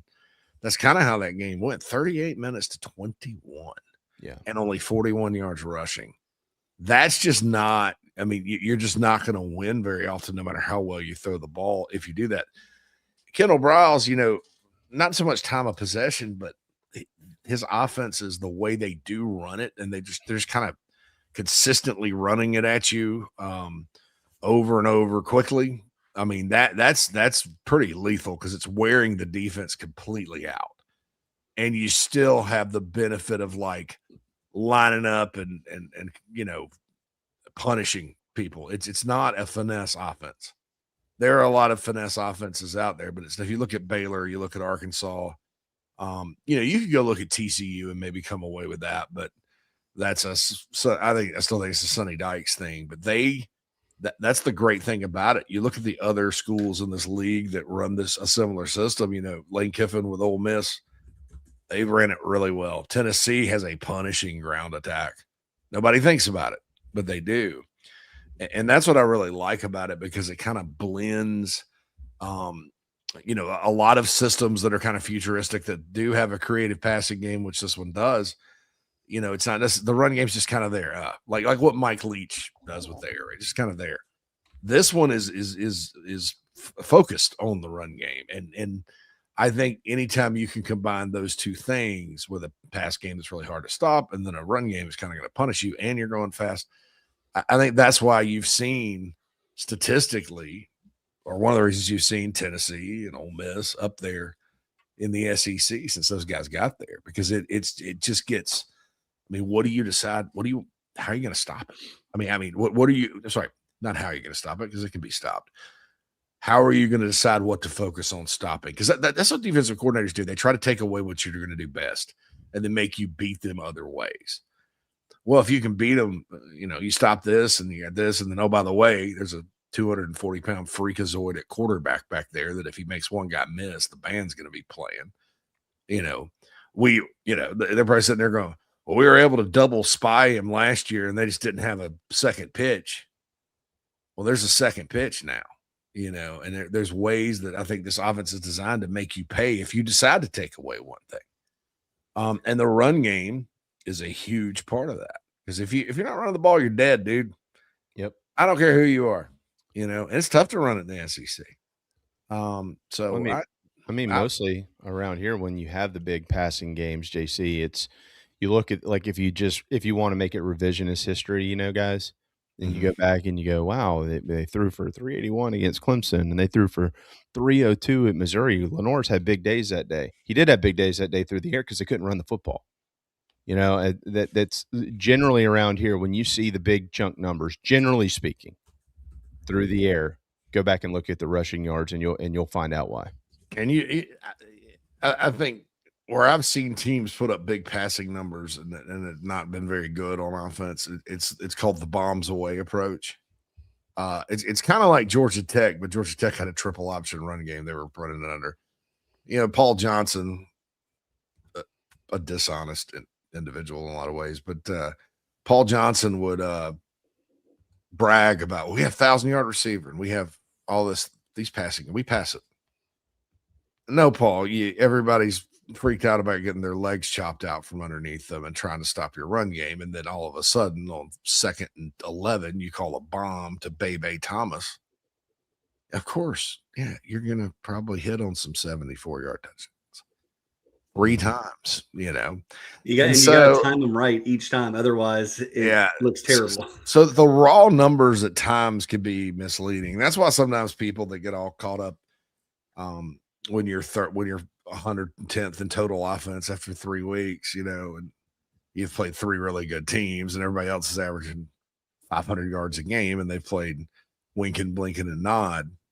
The fans overreact about that stuff, right? And then that all evens out in the end. I think the total offense is just yardage. It has nothing to do with points. So yardage could be misleading. So are you taking him over 35? Oh, was that the question? Well, that was the question 20 minutes ago. Yeah. All right. I'm going to go with, I'll answer in the affirmative. I do think he gets 3,500 yards this year. I do too. I think, go over. Yeah. I agree with that. Now, I think the question is how many does he get on the ground?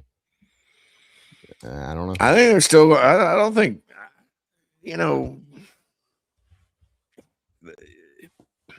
I don't think that, I don't think they're too interested in him sitting in the pocket and giving the pass play a chance. I just don't think that's going to happen with Kendall Briles. I think it's first read, nope, take off. Yeah. And at least until defenses figure out what to do with it. And dude, when Connor Shaw did that too. When Connor Shaw was in his first Dowell did that against Clemson. Dowell did not do that. Yeah. For a large chunk of the start of the year, which drove me crazy. But it Connor Shaw during early in his career, and I don't even think he may have given it a little more time at some point, but I mean Spurrier used to talk about it. He just wasn't there, he just run around the edge. I know Savell Newton when he played for Spurrier did it, but guess what? When Connor took over, I don't know that they had offensive line issues. I mean, they have pretty good offensive line, but it's the SEC. I know when Savell took over in 2006, that offensive line was atrocious. Yeah. And you know what? The sack yardage went from like negative 35 a game to 0. Near plus. I mean, that just helped. Matt, you're a numbers guy. That just helps. It's so helpful. That's why it makes no sense that South Carolina has as many sacks as they do with Lenora Sellers at quarterback. Well, guess what? Guess where you see dual threat quarterbacks that are elite runners piling up the sack yardage when they're not comfortable. Where do you see that, guys? You see it on Sundays in the NFL. Oh. I saw it with Caleb Williams all year in 2024. Mm-hmm. All forced to watch it all year. You know why? Because they're not ready to sit back there and process all this stuff. And so then they're sitting ducks and get sacked. Then you have a bad offensive line, it compounds. Well, I mean, I think Lamar Jackson is, if you're talking about the NFL, that's a better example of how it worked. Because Lamar Jackson, when he got to the NFL, was very much, I don't know. Do we say legs first? I don't know if that's really true or not, but certainly they were. It was they had no issues at all being comfortable with him utilizing his legs, and whenever he felt comfortable utilizing his legs, if that was where he felt like he could gain the most yardage and make the most out of whatever was happening on the field at that point in time, do that. Well, what's happened since then? Lamar Jackson obviously has turned into one of the better passers in the league. Oh yeah, everything's come to him. The game has slowed down, and he can be just beyond lethal with all of it. But when he got there, you could make the roundabout umbrella type statement that he was more of a runner first, and it's fair to say that. The game came to him, and he turned into the best player in the league. I don't know. We'll take it a step further and go to Josh on. Allen. His first 2 years, he completed less than 60% of his NFL passes, but still rushed for over 1,100 yards and 17 touchdowns. What did he trust? His legs. You're talking about Lamar. No, Josh Allen. Yeah. Oh, Josh Allen. That's great point. Do it, man. Great Sometimes. point. Yeah. And in that league, you have to process at a high level, or you're going to be gone. It just takes time. The main point is, like, were they moving the football and scoring points? Yeah, you think. That's it, right? We sit here and go through the scheme and the stats and all that crap. But All we want to do. Were they winning line. games? No, did they score? That's the bottom line. And I'll give you a third example. Michael Vick. Okay, so the late great Dan, we have connections to Vic through Beamer, and we have connections to the late great Dan Reeves because he's a Gamecock. So Michael Vick, they drafted him number 1. They end up starting him, and Dan Reeves, one of the really, especially under 2 minutes, one of the best play callers in the history of NFL football. And you think about what he did with Elway, and so what they did with the Falcons, and it was smart because the Falcons went to the playoffs this year with it. They ran the 2-minute offense from the Denver Broncos with Michael Vick the whole time. Mm-hmm. And in 2 minutes, it's like, okay, if it's not there, just go. And good God, his rookie year was amazing. Well, the next year, everybody thinking the Falcons are going to win the Super Bowl. He gets hurt in the preseason or 3 games in. They go 3-13. Dan Reeves gets fired. Jim Mora Jr. comes in and brings Greg Knapp from the 49ers to run a West Coast offense with Michael Vick.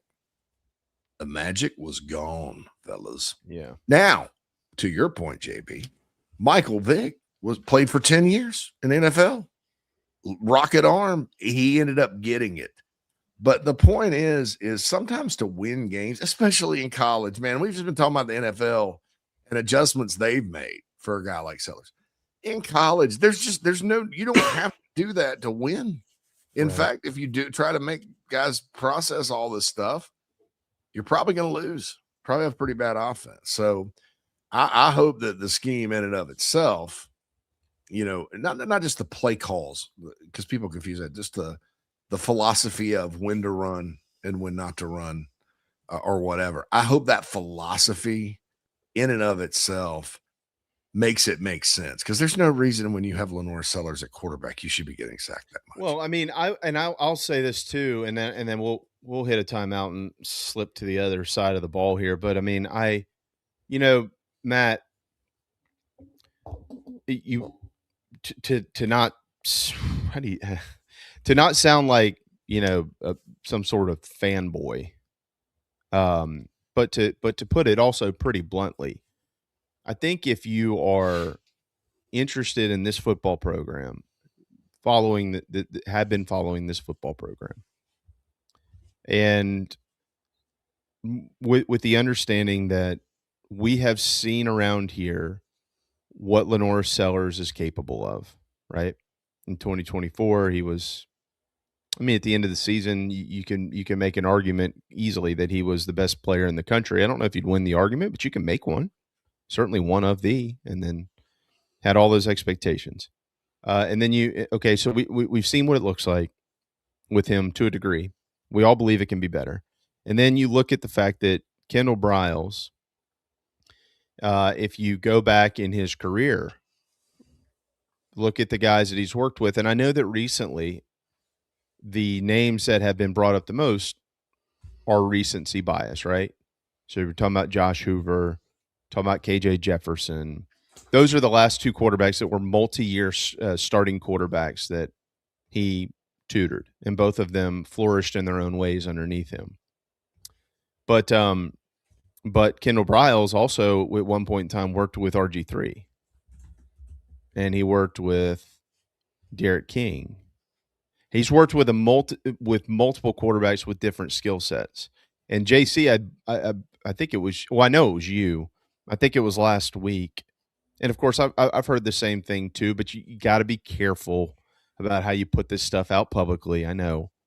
But you know, the guys that we talk to in that building tell us that Kendall Briles is like, yeah, I've done a lot in my career. I've worked with a lot of quarterbacks, and none of them really looked like him. Let me give you one statistic there, Jay, before we hit break. Okay, so when Lenore Sellers has not been hit while he's attempting to pass, 72.9% of passes have either been on target, completed, or dropped by the wide receiver. 72.9%. Now you look at Josh Hoover's career at TCU, all under Kendall Briles, that same statistic is 73.9%. So he can be just as accurate as Josh Hoover, but he also has the legs. And I think that's why Kendall Briles is excited for never seen a guy like this. It's a great stat. Kendall said something yesterday. I don't know if Kendall, and this includes RG3, I don't know if he has had a quarterback in his time who has had as much advanced ability as Lenore. He's not, I'm not saying he's totally polished. I'm not saying that from an ability standpoint, all the metrics that you measure, he might be the most advanced that he's coached. Don't know. It's just an opinion. But you know, when Kendall made that comment yesterday that when things aren't going well, we need to be able to fix it right now, that told me so much. Like I expressed in hour one, Matt, that told me. So I don't know how much run that's going to get in the newspapers. I don't know how much run it's going to get on our website. I don't know how much run. I don't even know if anybody picked up on it when he was talking to both Jay and Terry. But when he said, we've got to be able to fix it right now. We cannot wait 2 quarters. We can't wait till halftime. We can't wait to, we'll work on it this week. We'll get it fixed. If you have a plan to be able to fix your problems right then and there in the game, whatever it is that you have is totally based around the quarterback, most notably, and it being an offense that operates fluidly. Mm-hmm. Easy fixes. Hey, you need to change the oil. You should know how to change it. You got to change a tire. We're not asking you to rebuild the transmission. Hey, man, you know why your windshield is dirty? Because you hadn't cleaned it. Put some wiper fluid in there. The little things like that, if those are the things that need to be adjusted in a ball game to be able to make the offense continue to operate at a high level versus we're going to have to go back to the drawing board and figure it out this week, or I don't know. We got guys working on it. It's probably going to take us a quarter or two to get this figured out. If tires and things like that, the car's going to drive pretty well, if you ask me. Yep.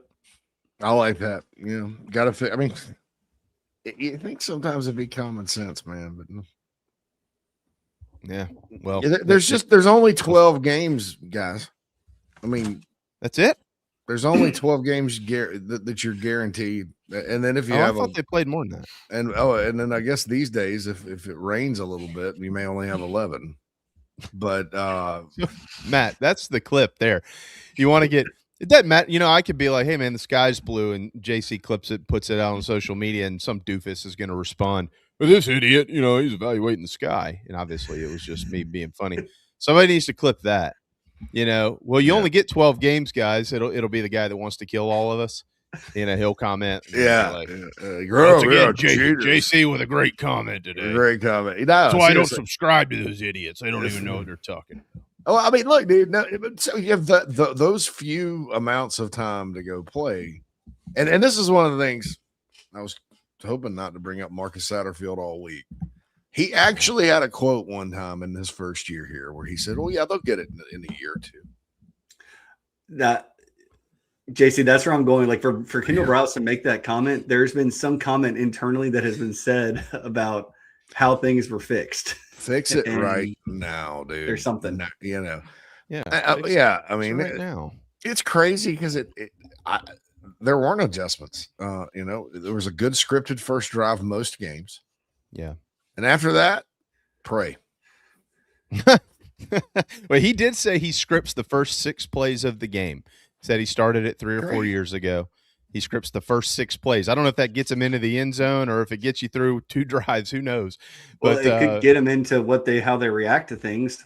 Yeah, We're that's going to the line point. up this way. Yeah, that's the point. You're getting a read for what's about to happen over here, and then you start coaching from there. So, all right, it's 11:35. We do need to step aside for a TO. Palm Casual presents our coverage of South Carolina football. So, if you're going to be comfortable outdoors this year watching the Gamecocks, regardless of whether they're winning or losing, you don't want to sit on furniture that's going to break after you bought it at Amazon and then have to replace it again next year. You don't want to do that. You're just wasting your money. So go out and get the good stuff. Go to Palm Casual. It is Gamecock owned, and it is very much so Gamecock operated. PalmCasual.com. We'll step aside. We will flip. Oh, no, this is not good news for college football. Sweet mother. All right, I'll tell you what that is on the other side, and then we'll get into some defensive stuff as well. We'll be right back.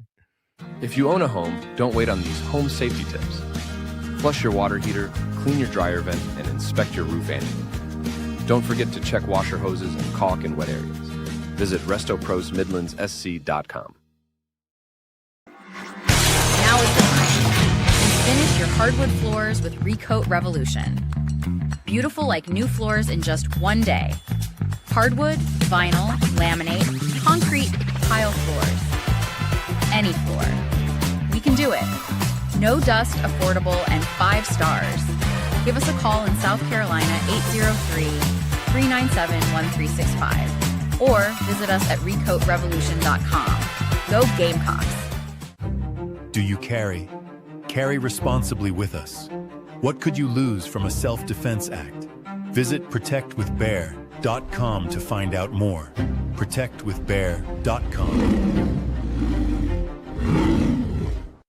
Troy Branham of Golden Gate Mortgage can help you save big today anywhere in South Carolina. Over 27 years experience. Visit ggmortgage.com. Troy Branham of Golden Gate Mortgage says go Gamecocks. Dry Space Crawl Space Solutions are your local home protection experts. Crawl space encapsulation, sump pump and drain installs, humidity control, duct cleaning, basement waterproofing, concrete leveling, and French drains. We do it all. Visit dryspacecs.com. dryspacecs.com. Go Gamecocks.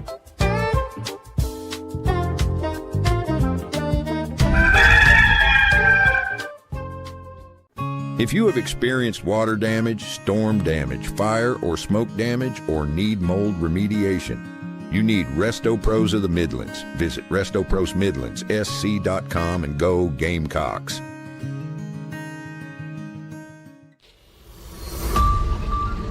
Subscribe to FourQuarterFriday.com for just $1. High school sports coverage in South Carolina. Part of Rivals and on 3.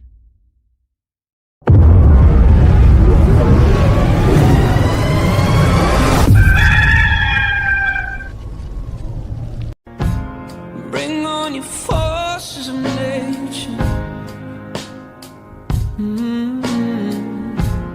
Bring on the storm that's raging. If you get lost in the shadows, there's a fire inside you. Be the light that guides you. Come on, carry your flame. Carry it higher. Even in the darkness, carry your torches. Come on, carry your flame. Set the night on fire. All right. Final segment of the morning show. Welcome back. Brought to you by the West Law Firm and Resto Pros. Sorry, my brain is foggy because just devastating news has hit college football, and I don't know how we're going to move on from this. But Molly McGrath is not going to be calling college football games on the sidelines anymore this year. Oh no, Jamie, I know you probably should take the rest of the day off. Yeah, I know you're hurting. This is not good. So she's out of it. I don't even think Laura Rutledge does college football anymore, does she? She well, they had an announcement about that. She's going, I think, NFL full time. Okay. So, yeah. So, I don't know about that Molly McGrath thing, man. Yeah, Harrison says he was devastated as well. So y'all are vice president and the president of the fan club. This just isn't, I'm not really sure what's happening here. I knew that, on a different side of this, Jordan Rogers wasn't going to be on SEC Nation anymore. Chase Daniel will replace him there. Rogers is kind of moving into a different role with ESPN and ABC as an analyst. But, this,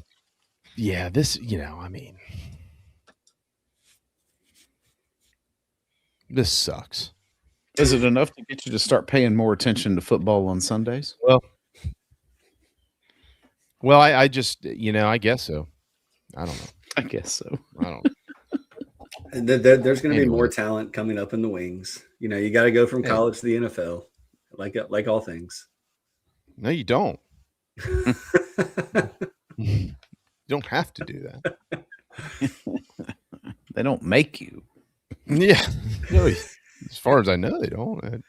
What do I know? Paid more, all that stuff. You know how it goes. Sorry, JB. God knows. It's devastating.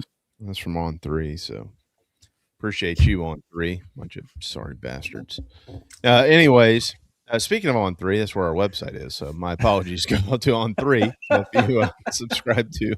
It's ESPN. That's sorry bastards, I guess. Oh, okay. If you head to the bigspur.com. So I'm not as ballsy as JC is when it comes to putting out projected depth charts and stuff like that. I think that there's just always so much that can change, and I certainly understand why head coaches, and I know Shane Beamer has been upset about this before, why they don't like it. Makes all the sense in the world to me. They want their guys to come in and compete and all that type of stuff. But I'll just say this. Do any of you agree with me? I do feel like we're going to see Jacarius Peak before we see Dylan Stewart. Would y'all agree with that? Yes. I'll agree with it, but also they're different types of injuries. Like people just think they have the exact same injury and they should come back at the same time. Like there's different medical procedures and different medical treatment for different injuries. And it's not an indication of anything other than he's injured. That's it. Look, Clayton White said yesterday that they knew in week 1 last year he had back issues. He said we could tell something wasn't right. And he played virtually the entire season through that. So credit Shane Beamer, who's adamantly defended him in the offseason. He knew that he was playing through something. So I say, why do I say that? Well, because this morning, the column that I put up is just looking at the defensive battles at all these positions. We're a week out from camp, just looking at them. What's a little bit closer than this and that and the other. I went ahead and put week 1 South Carolina football defensive projections down as far as who is in the lineup versus Kent State. And I left Dylan Stewart out of it because I just don't even if he's ready to play, and I know what the line is, the company line, if you will, right? Hey, look, we treat all opponents the same. If he's ready to play, he's going to play. I get that.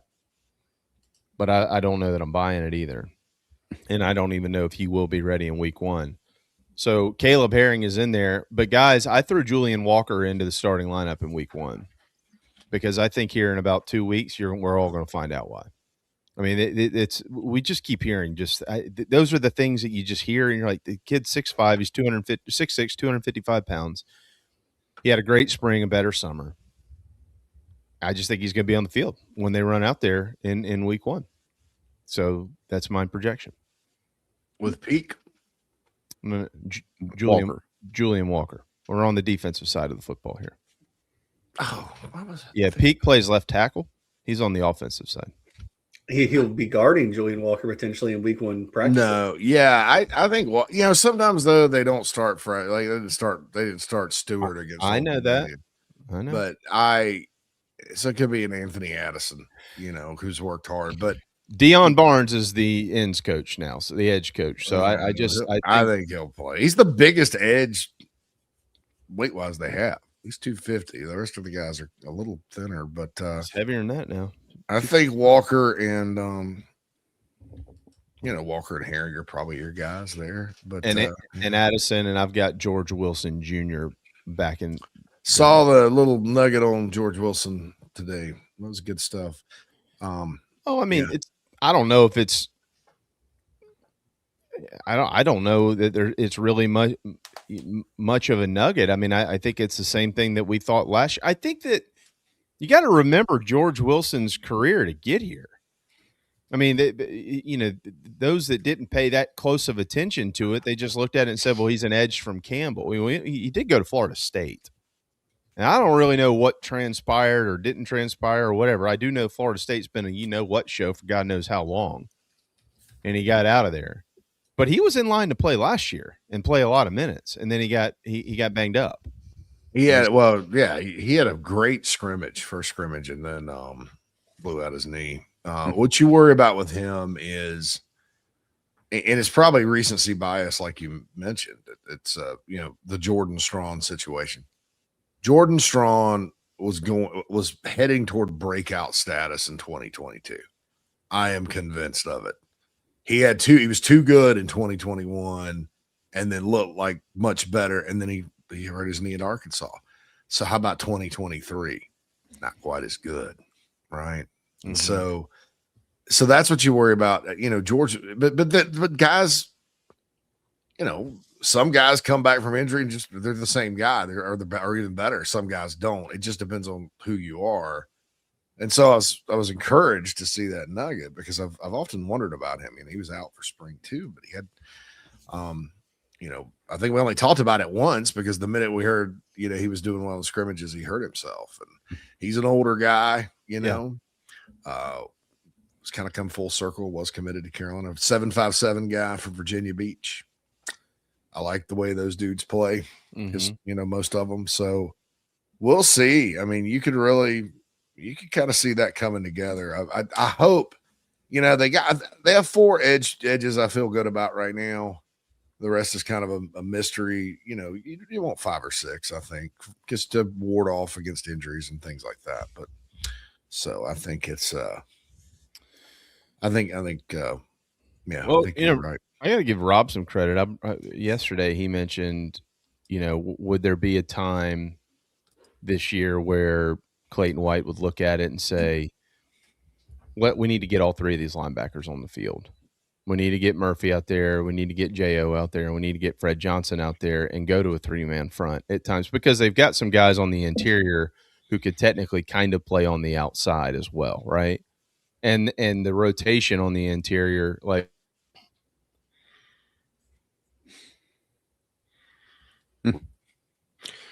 the internet in John's Island is donkey today. A little spotty today. Yeah.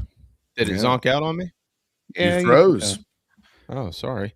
Well, and I mentioned that not in a very flattering look either. You left off with 3 linebackers at a time. Yeah. So if those guys, again, Clayton White yesterday described them as the leaders of the defense. He said they've led everything throughout the summer. They've been the guys. I think we've had some intel on that, but that's a big statement coming from your defensive coordinator a week before camp begins, right? And so they're all expected to have big years. I think that Tomey and Gabrielle Brownlow-Dindy are probably the first two defensive tackles out there, but I also think they're going to play 6 or 7 of them, and that does include Noah Clark. But if we know anything about Travian Robertson, those older guys are probably going to get a chance to go out there and do the things that he wants them to do first before Noah Clark gets his crack at it, just because it's Travian. I mean, he's going to make you have to beat one of those guys to get on the field. No one's going to play, but it's just a matter of how much. So I'll be curious to see how they do it. Which 1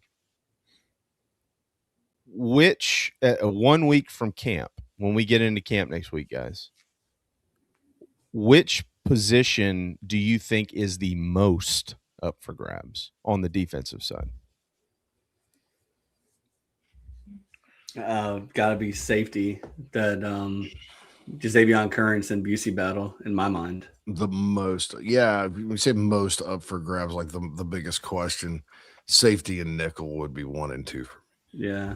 Is it the safety situation so interesting? Because think about Busey for a second.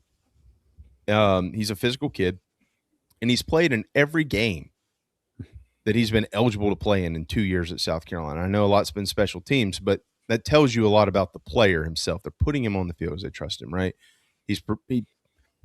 Again, I don't know if I'm saying he's projected to start, but I think it's easy to project him to start. Peyton Williams is a 5th-year guy. He's been here the whole time. Give me any dude under the sun who plays for Torian Gray for 5 years.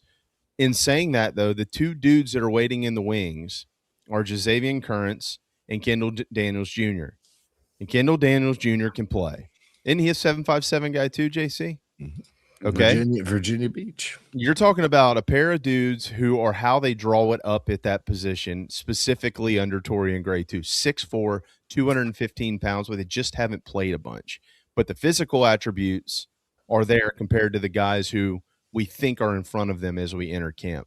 So to me, it's a matter of, does the experience win out, or does at some point in time the athletic ability win out of the guys who are a little bit younger behind them? I'll just answer quickly, Matt, because I knew you were about to say something. I think on one of them, yes, and at one of them, no. I think Peyton Williams is more likely to be a guy that we're all sitting around next year going, how the heck do you replace Peyton Williams? I think he's come that far. Now it's all practice, and I could be wrong. That's not a hot take. Maybe it is, but you just get the feeling he's that next guy.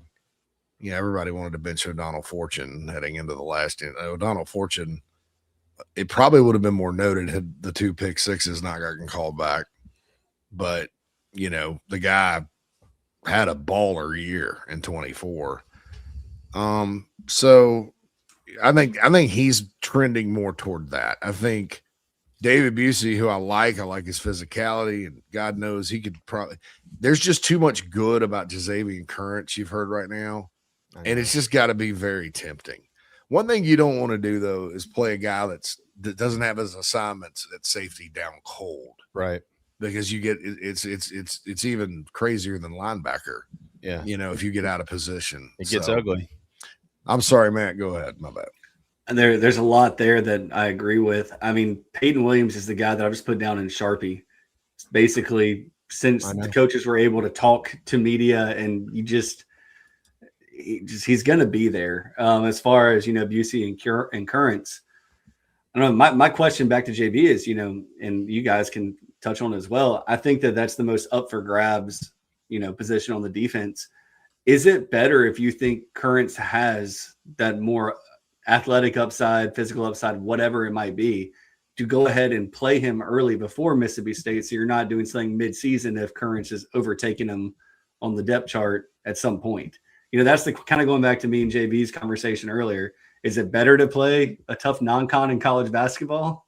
Like, if you're even worried about the position, do you just run with the youth and athleticism early? That's going to be what I'm paying attention to. Oh, well, I think that just the answer to that is David Busey. Yeah. I mean, if he's playing well, he's going to play. I just don't. I don't. I agree with y'all wholeheartedly for what it's worth. Like, at some point in time, Jazavian Currents is going to get on the field and something's going to happen. Everybody's going to go, yep, he's the next one. There's no doubt about that. We know that. But, I mean, if David Busey has done nothing to lose the job and just continues to play well, I don't think they pull him out of the lineup. Not to me. No. Remember, who's like number one on the depth chart week one. What we hear out of scrimmages, who's running with the ones. How fast can that happen? The overtaking.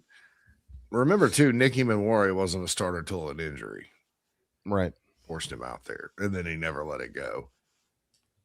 But it's just very, very tempting. And look, I'll say this about David Busey. He's fast enough. He ran a 4.4 out of high school. He camped. They evaluated him. They like him. He's good. It's just, and he can hunt and fish with the best of them. I like that. Yeah. Are you maximizing your starters? In other words, okay, so David Busey's really good. He's good enough to go play, or this guy Currents, it's like Ellis Johnson once said, can you play in this league or can you make a difference in this league? Those are two different subjects. And so the question has to become, is Current, both of those guys can play definitely, but Currents is a difference maker. Well, he would have to be, if that's the case, to your point, if he's to beat a guy out that's playing pretty well. Mm-hmm. I mean, we've seen it before, though. I mean, I'll never forget when Dabo benched Kelly Bryant. Oh, we're going with Trevor. I think they had just beaten somebody 73-7, and they just benched him. Oh yeah, we're going with Trevor the rest of the way. See you. Yeah. So I mean, sometimes things like that happen, but that and then the nickel position to me is going to be a battle too. Yeah, more than I thought it would be. I think it's a three-way battle. I think I just think if you're discounting Jaquel Holman right now, you're making a major mistake.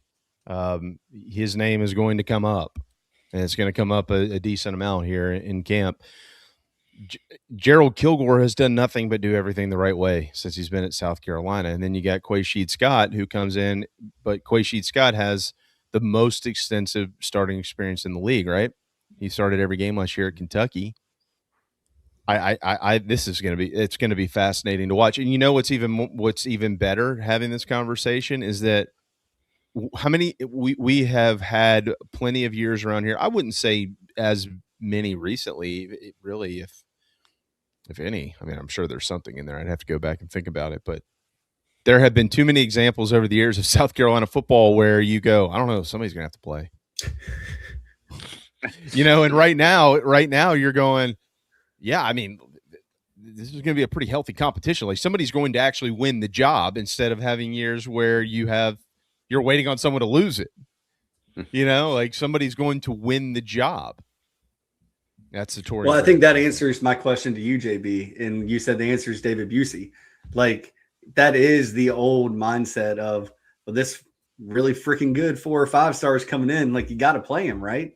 Yeah. And maybe you don't. Maybe there is talent there that Gamecock fans aren't used to. Well, all that kind of carries over to why I went ahead and threw Julian Walker in there. Again, this is week 1. I mean, if Dylan Stewart's playing in week 1, Julian Walker's not in the lineup. Herring's going to be in the lineup alongside Dylan Stewart. Period. The end. Julian Walker's going to play, but there's a difference right now because you have 6 or 7 guys on the interior. And honestly, I what degree of separation is from Gabrielle Brownlow-Dindy to Noah Clark right now? There is a degree, but from a tool standpoint and an ability standpoint, guys that you trust to put in the game to make a difference in the ball game, it's a pretty good group. So when you have the load being carried by the interior, and you go, well, I can. What happened with Dylan Stewart 2 years? How clean was Dylan Stewart as an edge rusher as a freshman? He wasn't perfect. He was just a freak. And what happened inside? They allowed him to go do freak things, right? So if that's coming out of Julian Walker and you've got 5, 6, 7 guys on the interior who are like, we're going to carry this load to allow these guys to kind of go do their thing. That's why I think he'll be able to. If Stewart's not in there, I wouldn't be shocked at all week 1 to see him try it out there first. Hey, I'm here for it. Well, that dynamite drop in there, Monty. Broadcasting school sure is paying off for you. I love that line. It's a staple. But I do agree with you, JB. I mean, just looking at your depth chart right now, I mean, easy. Week 1 defensive projections. Week 1 projections, right? Right. Semantics. Looking at your defensive projections. Week 1 defensive projections. I'll just leave it at it looks pretty good to me. I think you did a great job. That's it. I'm sending it to Shane in an email. Easy. Guess what? In about 2 weeks, I'm going to do this again. That's right. Let everybody know that things do change. Those names probably will change.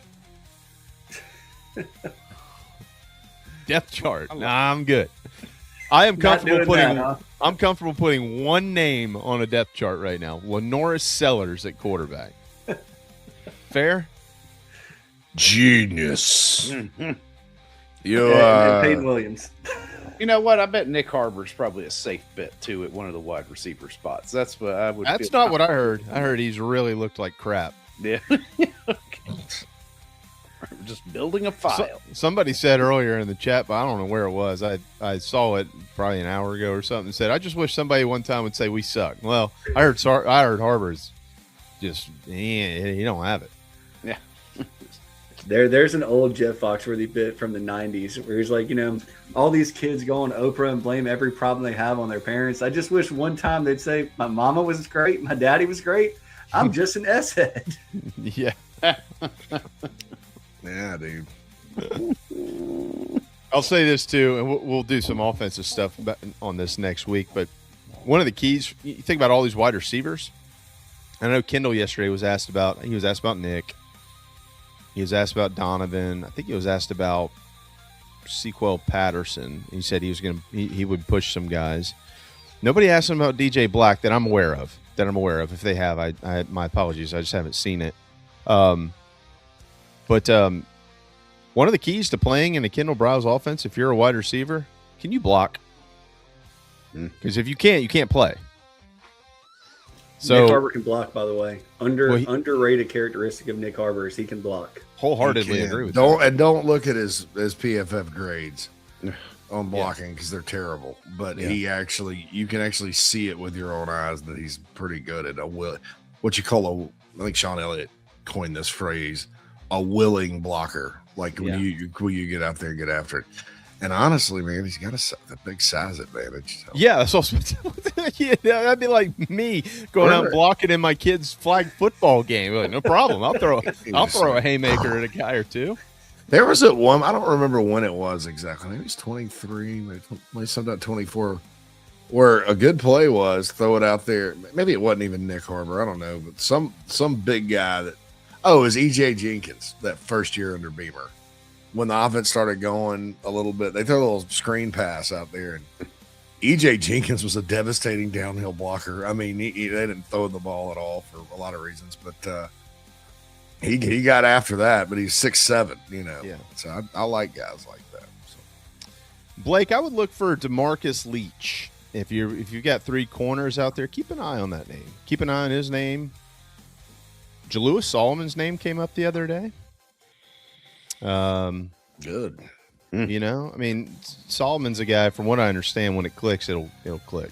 But freak athlete, twitchy, dude, Cam Smith. Athlete. Everybody, people were literally saying Cam Smith was going to bust. Like the moment that punt went off his leg against Tennessee in 2020, his second year after he redshirted, bust.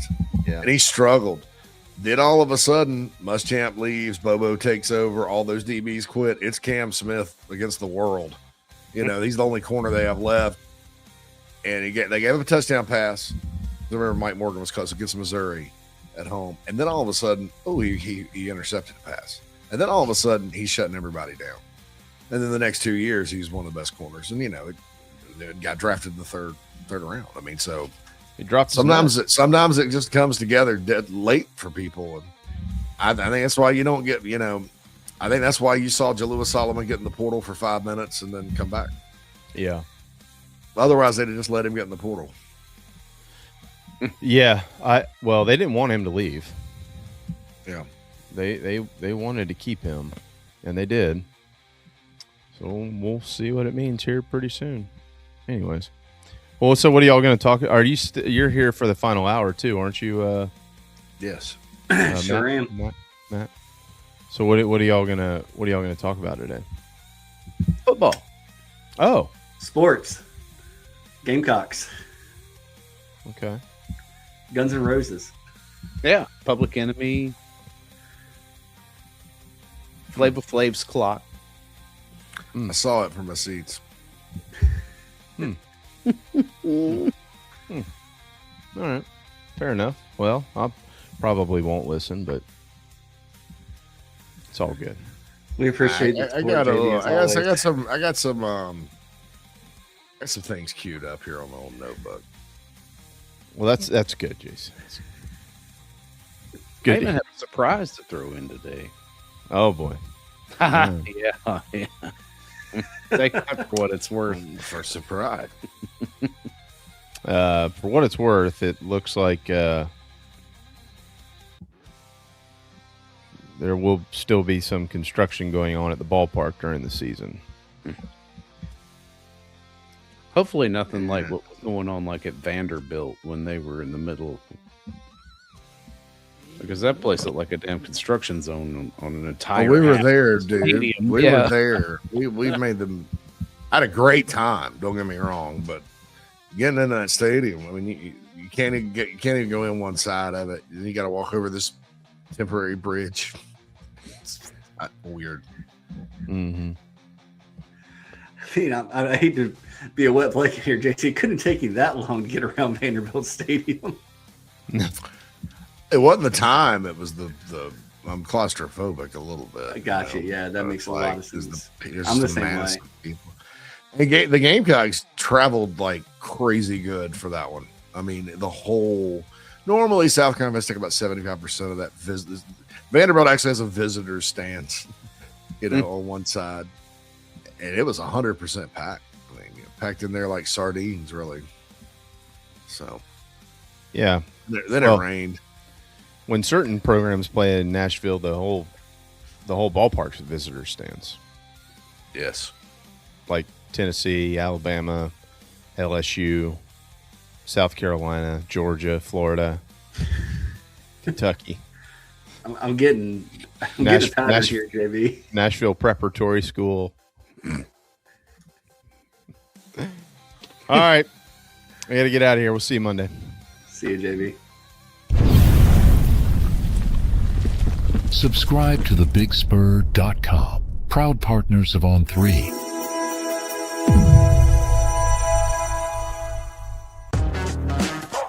Gamecock Traditions is your Nike superstore and your home for anything and everything with a South Carolina logo. Visit us in the Midlands and order online at GamecockTraditions.com. Go Gamecocks! It's time to bring the gym to you. Do it your way, on your time, in your home. We all have busy lives, kids, work, and anything else that can interrupt our daily routine. Maybe it's free weights or a treadmill. Maybe it's a rower or a home gym. Visit Charleston Fitness Equipment and start taking care of you. Do it your way. CharlestonFitnessEquipment.com. Go Gamecocks.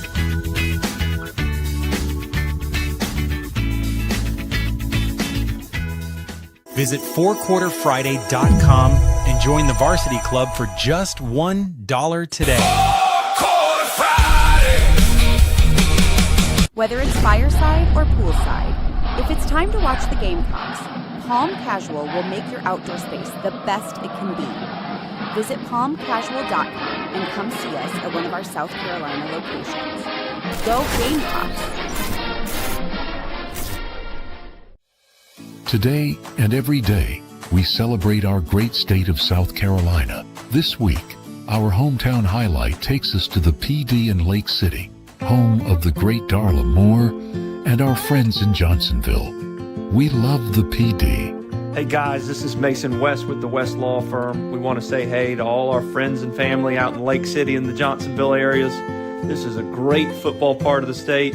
We can help y'all out in any way. Give us a call, 843-897-7525.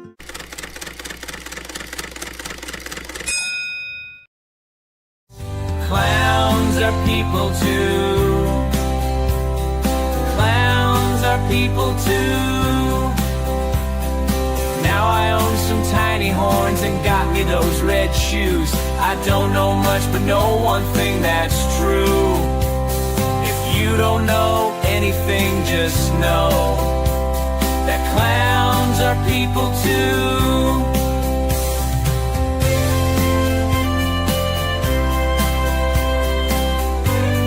Now back to the clowns on the Chief Sports Network.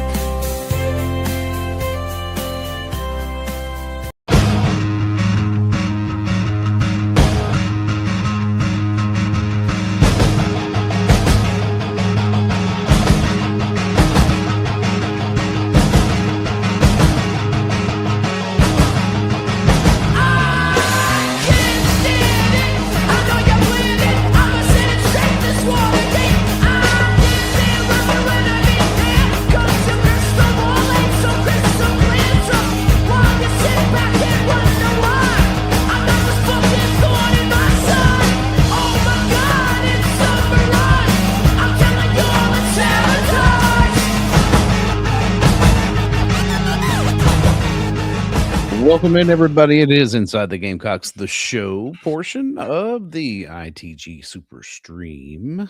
And we are all getting back to our seats here as quickly as possible. And there's Matt. Matt's back. All right, we're all here now. I had to sprint, man. That's a 2 hour. That's 2 hours.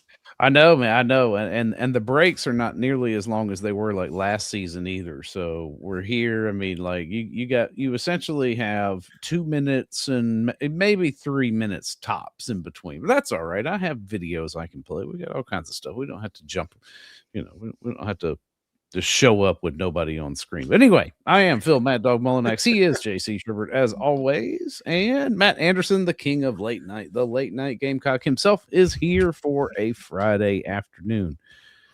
Good to see you, boys. What up? Good to see you all today. Yeah, lots of football talking. That's fine. I'm here for it.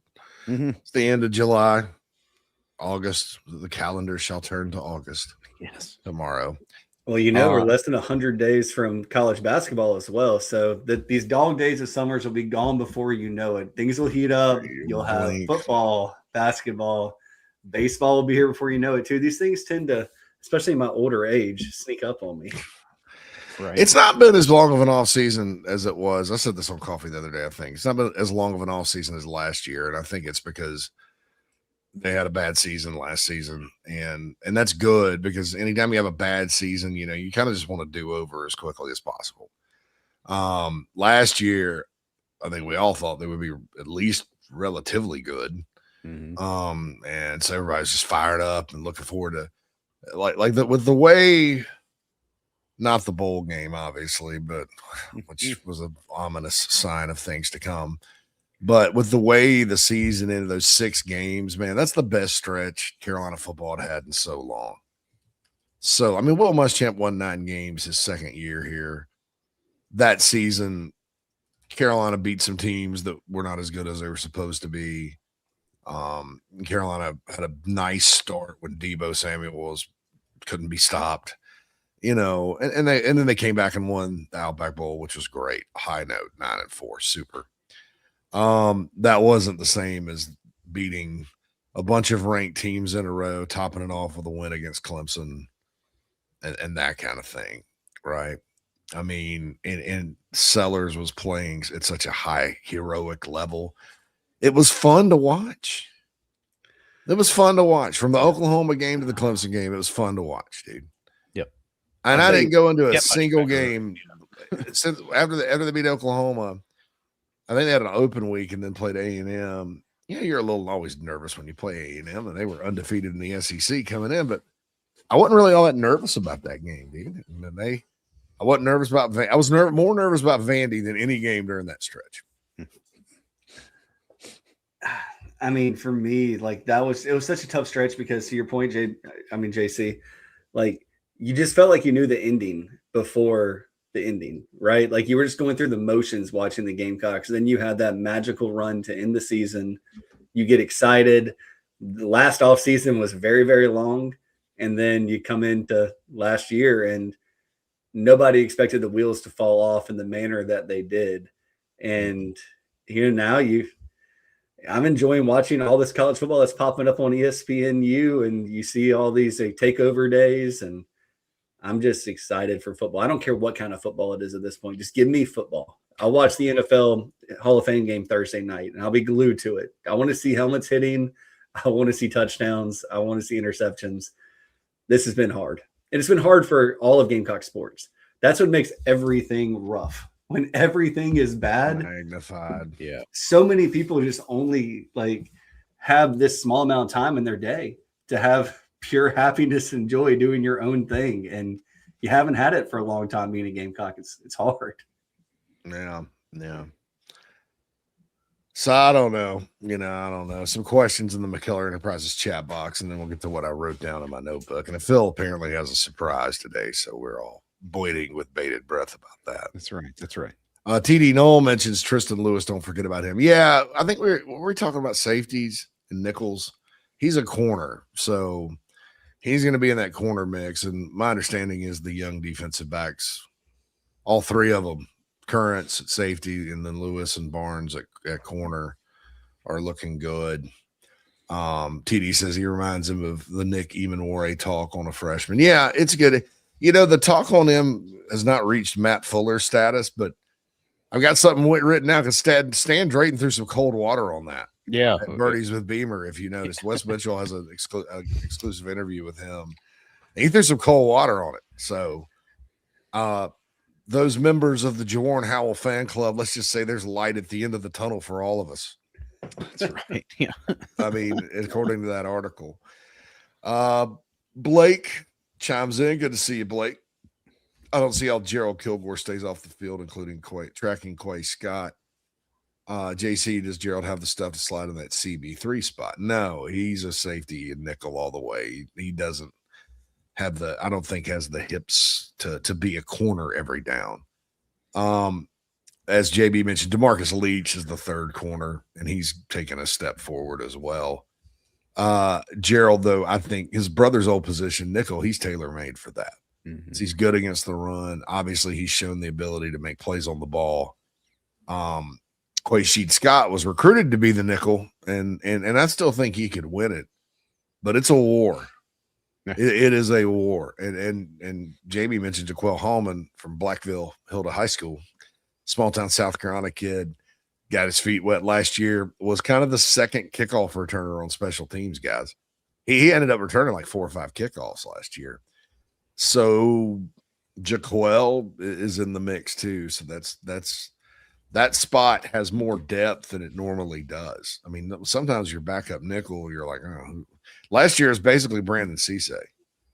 Right. You slid Brandon down or whatever. Blake goes on, says, insert Maurice Brown lead blocking with a bubble screen. I think you may see something like that, dude. Seriously. Possibly. I mean, so you're telling me there's a chance. There's going to be a lot more interesting plays this year. Just trust me. Blake's worried about Jalewis Solomon. It's taking way too long, and him being behind Norwood last year tells me a lot. I hope he gets it together, though. I don't know if he's taking way too long. He was a true freshman, and let's see, when was he? Class of 24? Yeah, he's class of 24, so he was a true freshman in 24, and then was a redshirt freshman last year.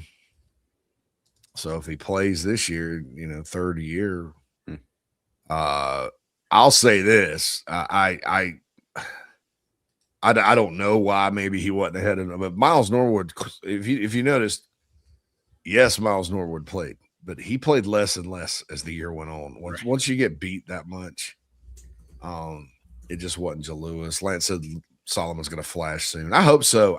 With him, the guys, it just wasn't healthy in the spring, and if he gets healthy, and I mean, there's talent there. Like I said, they see him a lot more than we do.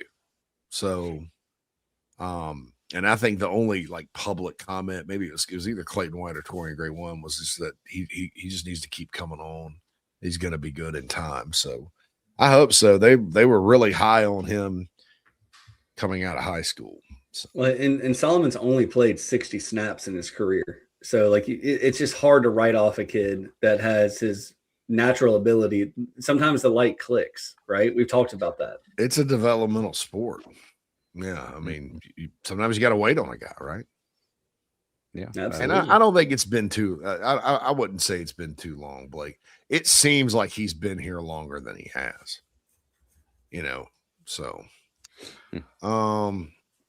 Blake went to Missouri last year and it was a dump because of construction. Yeah, it's going to be a PITA. Cockweed said Vandy's end zone editions look like VCRs. They do. Oh, it's interesting. That is. Like VCRs. Lance is high on Caleb Herring and says he'll deal with the construction. I'm happy of what's coming to Willie B. It's going to be awesome. This is just the first phase. Yeah, it's going to be really nice.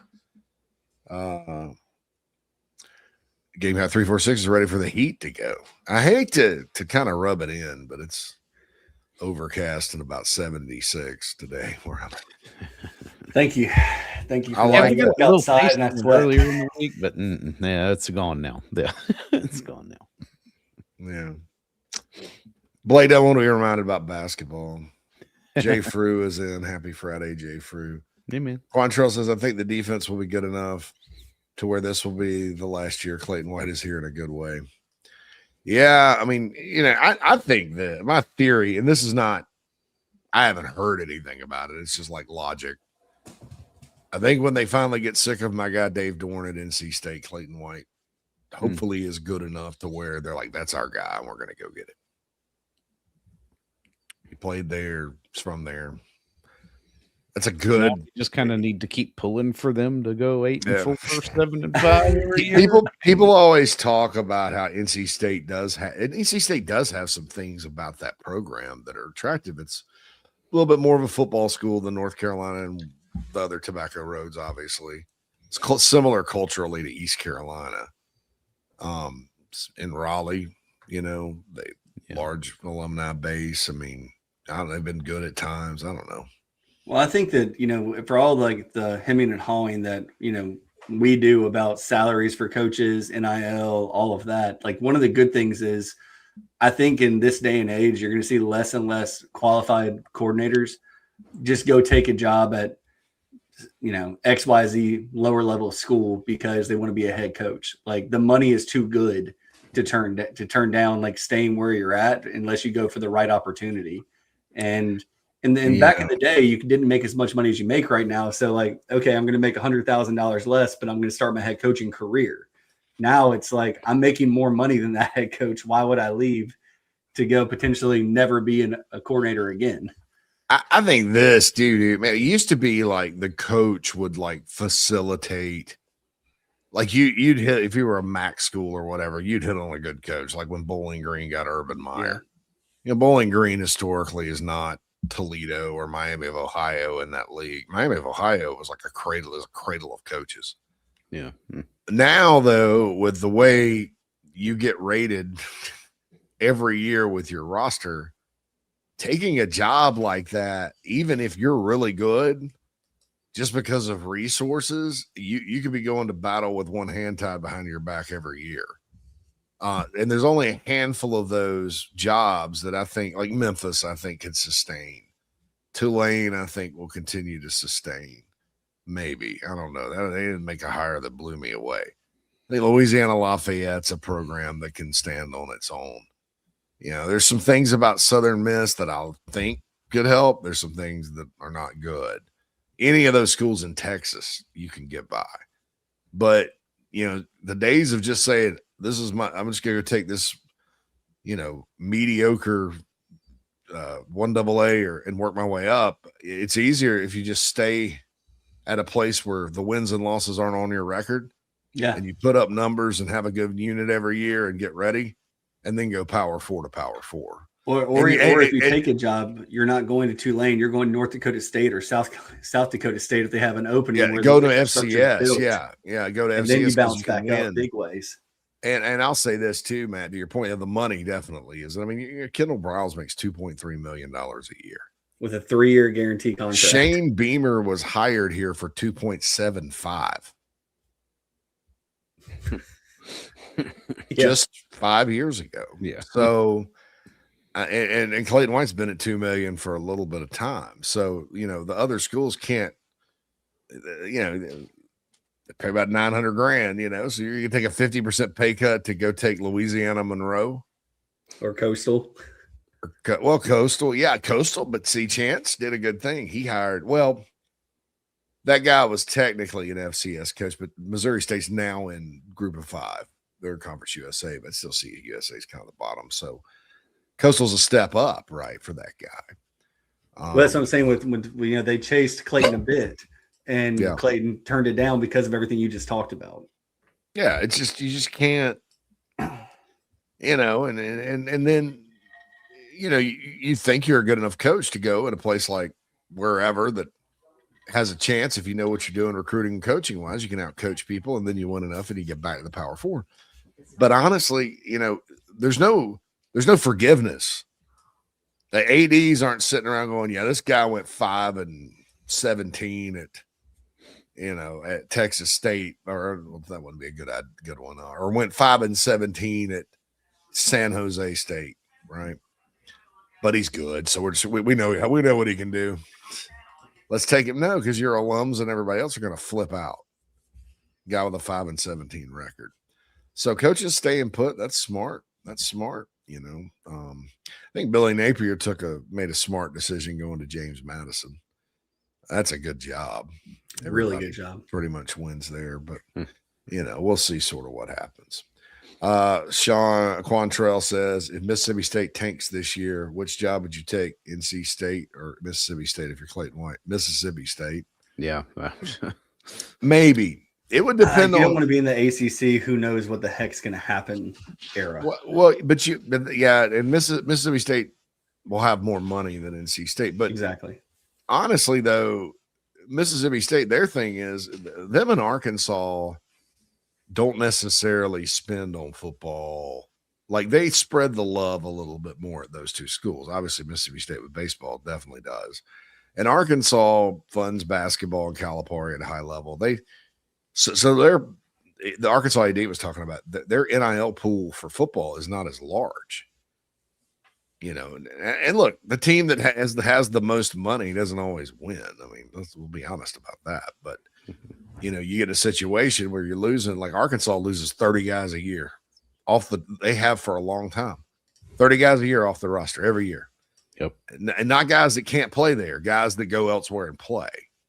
I mean, I think Ole Miss took 2 of Arkansas's Sam Pittman's offensive line starters last year. Just, okay, come on, guys. It used to be like Arkansas and Ole Miss would get into a recruiting wars when Nutt was at Arkansas and Cliff or whoever was at Ole Miss. And you track those battles, man. Arkansas, no kid would pick Ole Miss over Arkansas unless they were from Mississippi or Western Tennessee and want to stay close to home. Arkansas was just so much better. I mean, Arkansas was winning division titles and stuff. So things have changed there. But, yeah. All right, Phil, let's get to the break. Yeah. Head on in here. Harrison says North Dakota State made a mistake going to Group of 5. I agree. These schools that win national championships at FCS and then just go chase the money in Group of 5 are idiots. Like Georgia Southern, App State. Those teams used to hoist the trophy at the end of the year. Luke Combs, I think he came out and said, I'm not giving any money to NIL because we're doing stupid things. Stay at this level, win championships. Exactly. I agree with Luke on that completely. I never thought about it what are you chasing? The chance to get your brains beat in by Oregon in the first round? Oh, right. Great. Yeah. Ooh. Or the Camellia Bowl. Wow, Camellia Bowl. Oh, wow. Yeah. Economy Plus, you say. Right. get on out to D's Wings this weekend and also go see our friends at Gamecock Traditions. Thanks to the West Law Firm, Resto Pro, all of our wonderful sponsors here on ITG. Don't forget thebigspur.com, rocking and rolling. Matt's got a great article up this morning. Wes Mitchell, Gamecock Central, has that interview with Stan Drayton. And we'll keep rocking and wrap up what's been a fantastic week after this. If you own a home, don't wait on these home safety tips. Flush your water heater, clean your dryer vent, and inspect your roof annually. Don't forget to check washer hoses and caulk in wet areas. Visit RestoProsMidlandsSC.com. A really common fear in a workman's compensation case is what's going to happen to my job if I report this injury? And my answer to that is you still need to report your injury. I'm dealing directly with the insurance company, and the insurance company is going to treat you like a file number. So let me make sure that doesn't happen to you. Let me get involved in your workman's compensation case.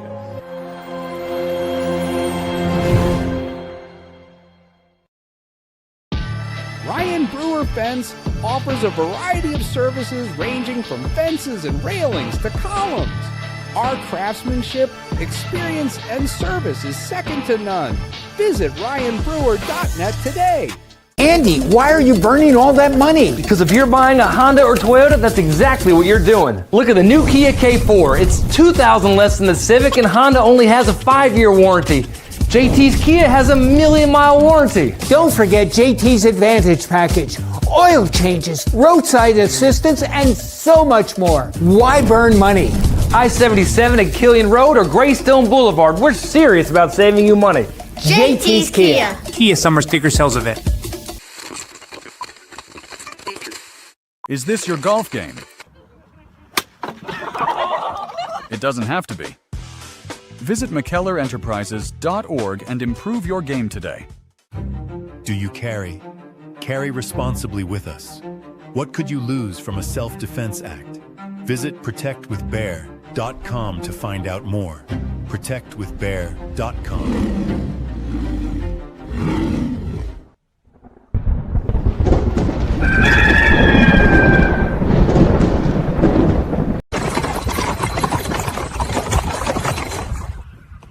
This seems about right. And I'm searching for a rainbow.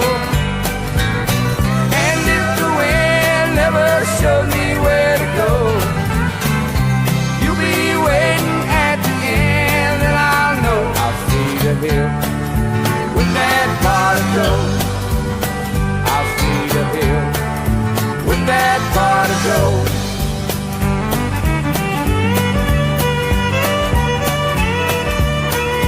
The show loves Spartanburg. Now back to Mad Dog and Sparkle City's finest, J.C. Sherbert. Clowns are people too. Clowns are people too. Now I own some tiny horns and got me those red shoes. I don't know much, but know one thing that's true. If you don't know anything, just know that clowns are people too.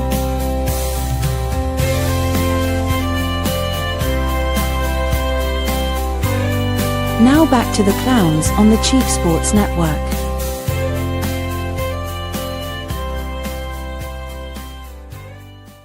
Watching this tape right now, I think you already have a couple reasons why you should date me. Hi, I'm Sherry DeNovo. I'd like to find a nice man, and it's come to this. You should date me if you want to have fun, lean into luxury, discover new tastes, go out for Chinese. The key to a good relationship is a Corvette key. I'm a people person. I love people. I love getting to know people. I don't get along great with women, but I love guys, and guys love me. But my ideal man is not a junkie. You've got wheels. Well, all my pleasures are guilty pleasures, except puzzles. I love puzzles. I don't know if I have any talents per se that are hidden. I kind of keep them all out there. I am fun and easy and breezy. I'm the life of the party, so if you invite me, watch out. I'd like my next relationship to last to the grave. I want to die with someone. If you're watching this tape right now, I think you already. Dear sweet Lord. Oh, that was a good one. I found it this morning. And I was like, "Oh, okay." All right. So what's wrong with? Well, first of all, what's wrong with her face? I have a couple reasons why you should date me. Look at that way her mouth. She's got a little 1940s actress vibe voice going on, like, hi, hi, how you doing, big fella? A little Katharine Hepburn in there, a little that dramatic stuff there, but the words coming out of her mouth do not match that. She likes puzzles. I wrote puzzles down. I can tell you the whole like I want to find a man to die together with. Like that seems like a murder suicide that I don't think I want to sign up for. I think it'd just be like, because she was like, I'm looking for a man, and it's come to this. I want to die with someone, and I'm like, getting in that relationship with that woman would be death. I think so. You may as well just put me out to pasture.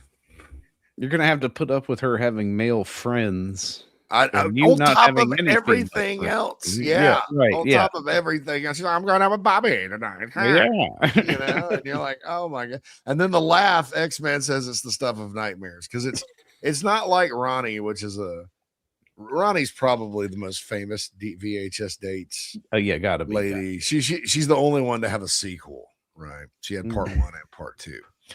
And she was like, it was annoying, but it wasn't.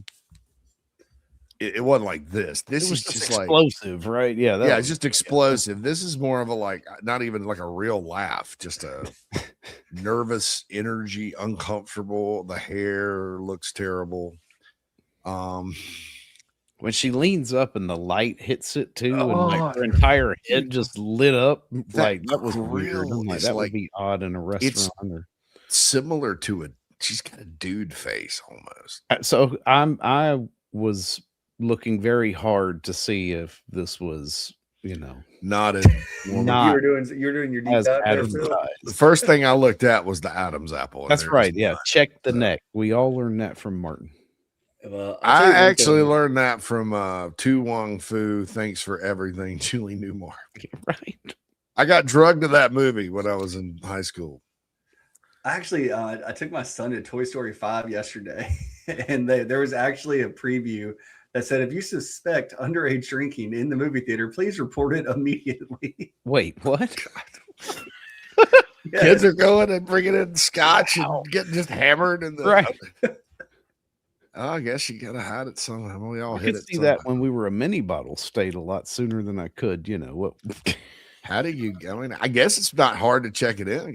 If you put it in your purse, there's no, or in your man purse. Well, the theater we went to yesterday had a little kiosk. It just had a little warning for R-rated movies. Like, you must be 18. Would you still like to purchase?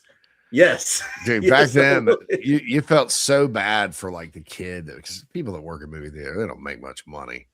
When I was in high school, some friends of mine worked at the movie theater, and they loved the job because they got free movie tickets and made $4.50 an hour. Yeah, right. No, it wasn't you weren't going to get rich doing that. So you usually have some high school kid that just loves movies there, poor dude or dudette, trying to enforce those laws. Like, they're law enforcement, right? Trying to let you in. And I always thought I would love that job because I love movies, but I would hate the enforcement part. Because how are you going to, and it's like 16. And so how are you going to say this 14-year-old's not 16 or 16?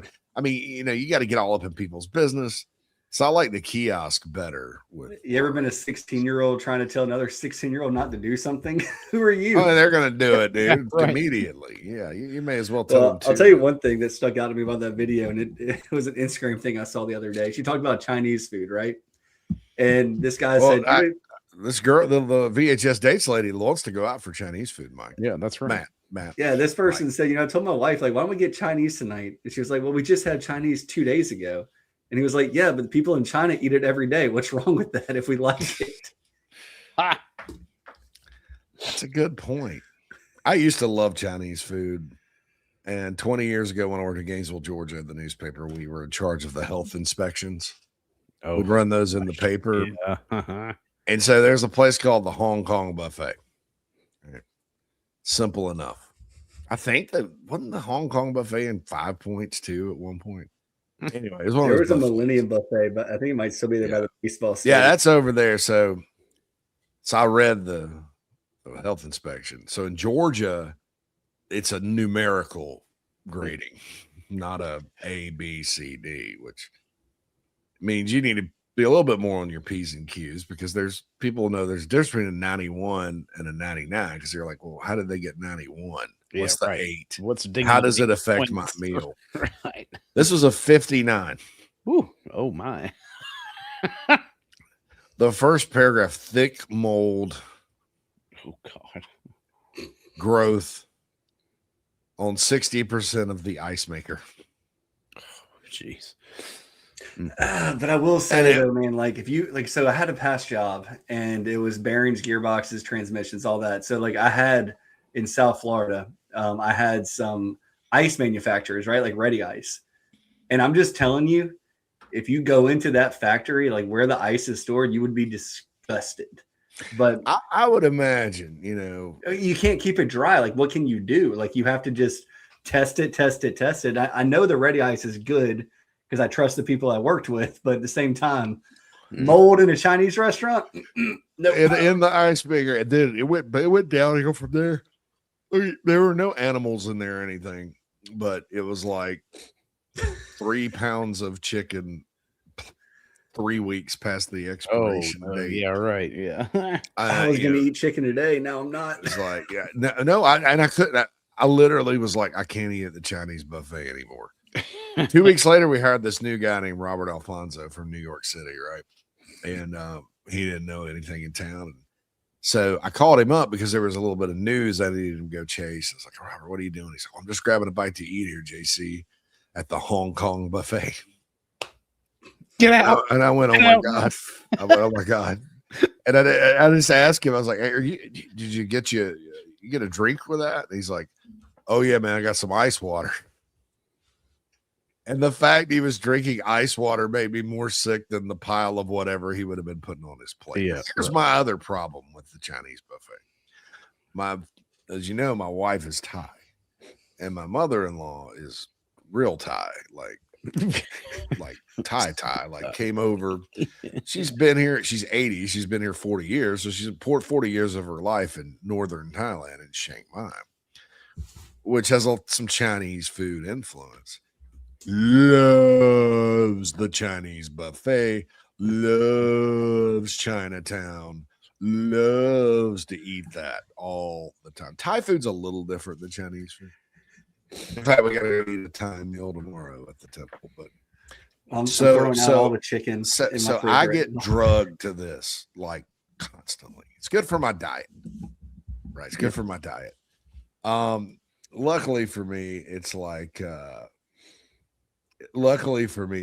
You know, she likes the higher end Chinese places. Yeah, right. But she does like the buffet, and she'll go with her friends. Like they rolled 3 deep, 80-year-olds from the temple, way up in the northern.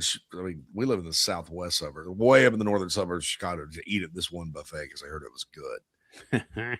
She likes a deal, but so I have some. You know, I have some challenges with my strict no Chinese buffet policy I've had for 22 years now with my family that I've had for the last 7. So anyway, X-Man says he worked for a linen company and serviced the back of restaurants. That job will ruin your favorite places to eat. Yeah. And Harrison says the Millennium Buffet by Founders Park's no longer the Millennium Buffet. It closed down right before this past baseball season. I read about that. So John Edward has a pick. 8-4 till proven otherwise. Well, I think a lot of people would think 8-4 is a good season. Yeah, I think you'd probably take that, right? I mean, yeah. You know, so we've had people say that was the ceiling. So yeah. So I don't know. Kreger ate legit Thai food last night. What'd you have, man? That's good. My mother-in-law cooks that stuff at home, and it's actually pretty good. I just can't eat it every day. I love Thai food. And like it's usually spicy. I like very spicy food. Yeah. Yeah. John Edwards says you're not going to learn anything about the new offense against Kent State and Towson. You're going to learn some things. Yeah. You're not going to learn if they can, what the outcome is going to be against SEC level defenses, but that's common sense. You can learn, some things they like to do, and how fast they're going to go, and some of the style of plays, and I learn a lot. I mean, I don't know. I'm sure some people will crap all over it. Right. Matt, you've muted yourself, man. Matt, unmute Matt. There we go. Sorry. So no, I was like, Craig pulled a me. Can't pronounce it when you ask what Thai food he got. Like, I love going to restaurants and being like, I'm so uncultured. I'm just going to point at the menu item. That's what I was going to say. You'd have trouble at any restaurant. I'd like the filet mignon. How about those people though that like they'll go order Thai? 'Cause the Thai language, it's like, so if you, it's not what you say, sometimes how you say it, and it's crazy because it's the difference between I love you and I want to murder you. Right. Yeah. It's all like the you'll say it's so important, right? Yeah. You can say ma, and that's dog, but then you say ma, and that's a bad word.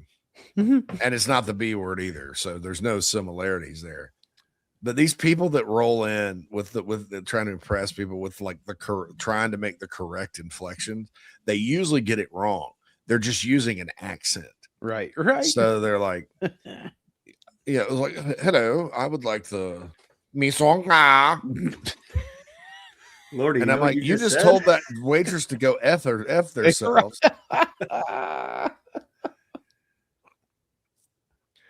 So she doesn't deserve that from you. Who are you to say that? That's right.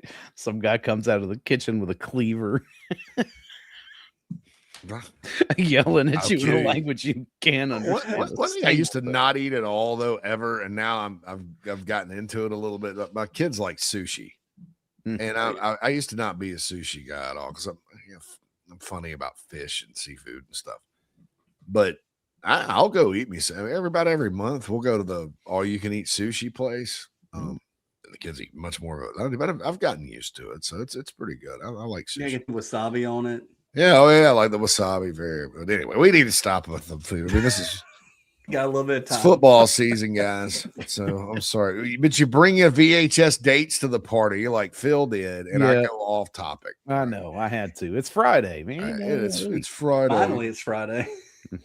Finally, Friday. Stan Drayton. So he did pour some cold water to West Mitchell. I'll let you go subscribe and read the article for the details. But essentially, he said, we're looking for an alpha in the room. And it was like, it read like, I haven't seen the video of it, but it read pretty militant. Like he just read the riot act of these guys. Now, I think it's one of two things. Number one, maybe they started feeling like the hype on the running back room was getting a little out of control. Right. If somebody needed that's not our fault, though, dude. I've said that from the beginning. That's Shane Beamer's fault. Yes. About that. He thought he was going to be one of the best to ever play here. Okay, great. Everybody's thinking Marcus Lattimore, George Rogers, Brandon Bennett, Harold Green, Deuce Staley type of guy. We got the best that ever plays. All our minds automatically go there. Right. Even heck, you'd take a healthy Rico Dowdle at this point, right? Or Brandon Wilds, who we talked about earlier. I'd take that in a heartbeat. But so that's their fault, And so then at Birdies with Beamer yesterday, it dramatically changed. Even Kendall Browse said, well, we just know we need somebody to step up in that room, and they know what to do. I think there's a challenge there because I think that what they're trying to do is maximize everybody and get everybody really good. And then if there's separation, then that's your guy. One thing he did say, though, that I'll share with you from the article, because there's a lot of different things in it that's behind a paywall, but was that Jawan Howell had been the most consistently good this whole summer. That's right. So, any thoughts about that? Well, I'll just give a couple thoughts here. I don't expect anything to come out of the coach's mouth right now to be overly positive in any one player's direction. They are starting camp on Thursday or Friday of this upcoming week. You can't go out and sit there and say, hey, well, Matt Fuller's got this locked down. I mean, nobody's earned anything yet with this offensive staff, and they have to keep that mantra going.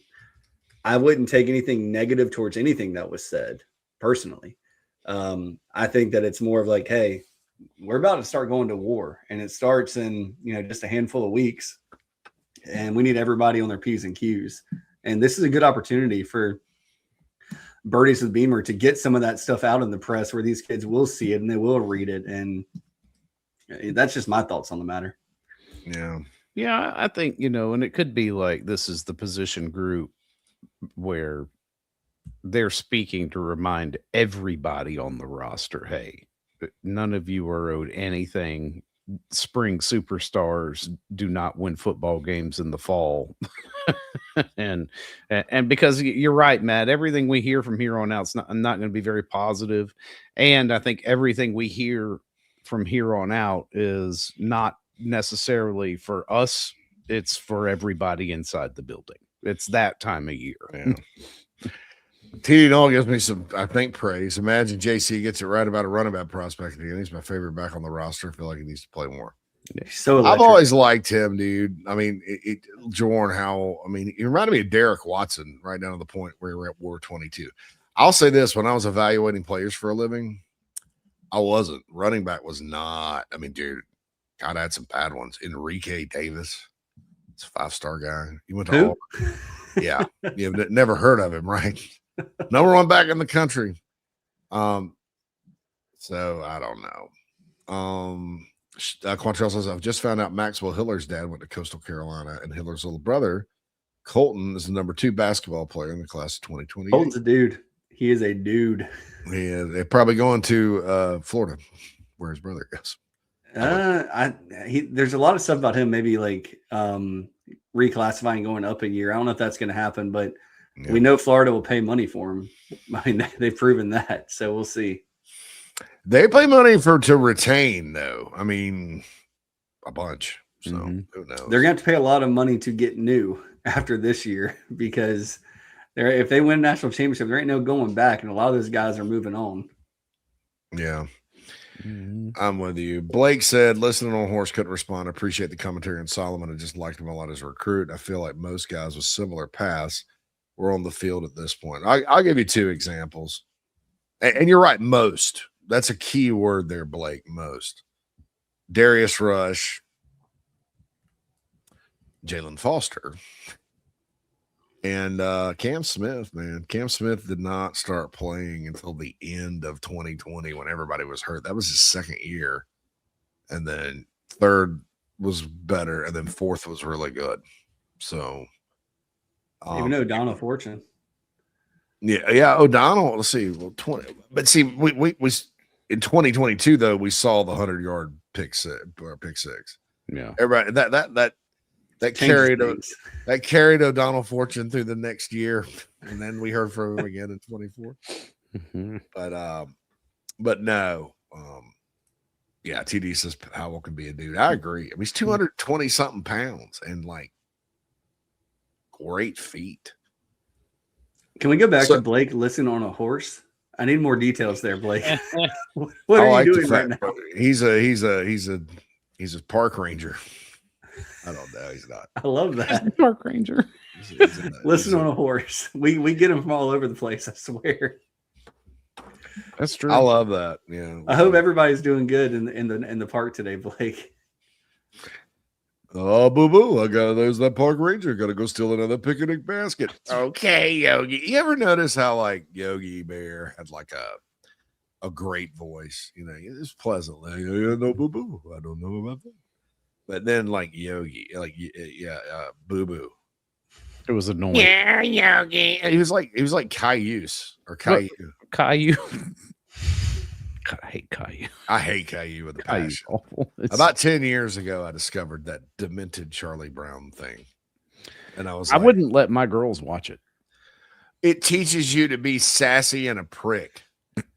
Like I don't even know we what you're all talking learn about. lessons from cartoons. Don't ever let Graham watch Caillou ever. That's right. Well, Just we're don't. going to start him with South Park, honestly. That's better than at least South Park. Like, yeah, Cartman's an example of who not to be, but Right. Yeah. It's the negative. Stan and Kyle are decent, and Kenny's just a poor kid, and then Butters is that naive dumb kid. So Cartman's.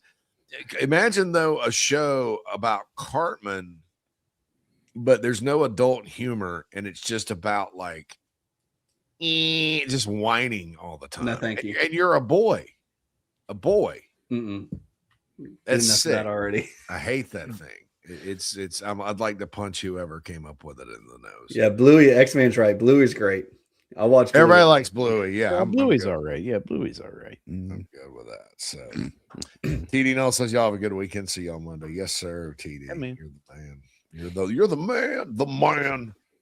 But yeah, I think that that Caillou thing was just written. But Yogi Sidekick Boo Boo, you sound like Scrappy-Doo, man. Like Scrap, I hate it. Terrible. what? Let's go. Ruby Doo. Yeah. I don't know. So anyway, that's what Stan Drayton said. Kendall Browse has watched no film of Lenore Sellers last year. I find that fascinating in a way. I don't think it's right. I think it's right. absolutely right. Just flush it, man. Flush everything about it. Yeah.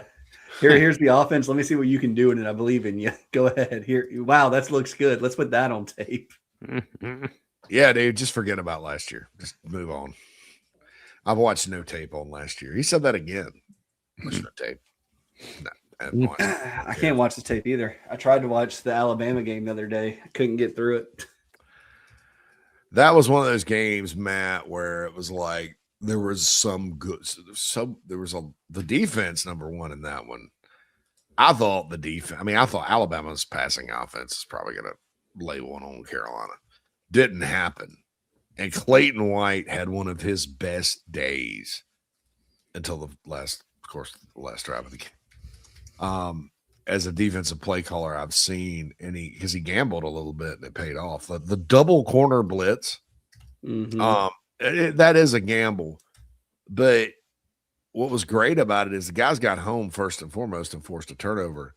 But if you watch the film, the way it was drawn up, and I don't know off screen if somebody was open or not, but the guy Ty Simpson was looking for on the crossing pattern, there was coverage. Mm-hmm. So even if he'd gotten it off, there was a safety back there. I thought that was just great. And then the D tackles played their best game. The run defense was off the charts.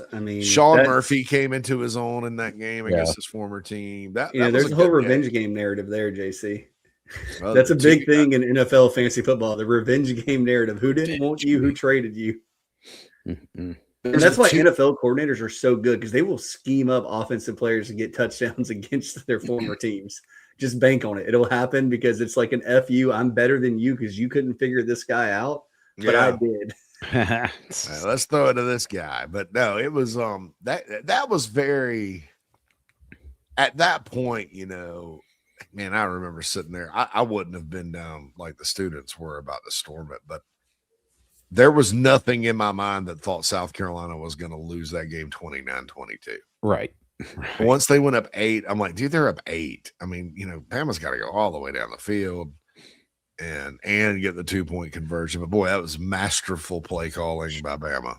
It's it's Heartbreak Hotel, man. And then the fumble. Because even when they got the ball back with the fumble, I was like, Carolina I think they're going to drive down and at least get a shot at a winning kick. And if not, let's go to OT, baby.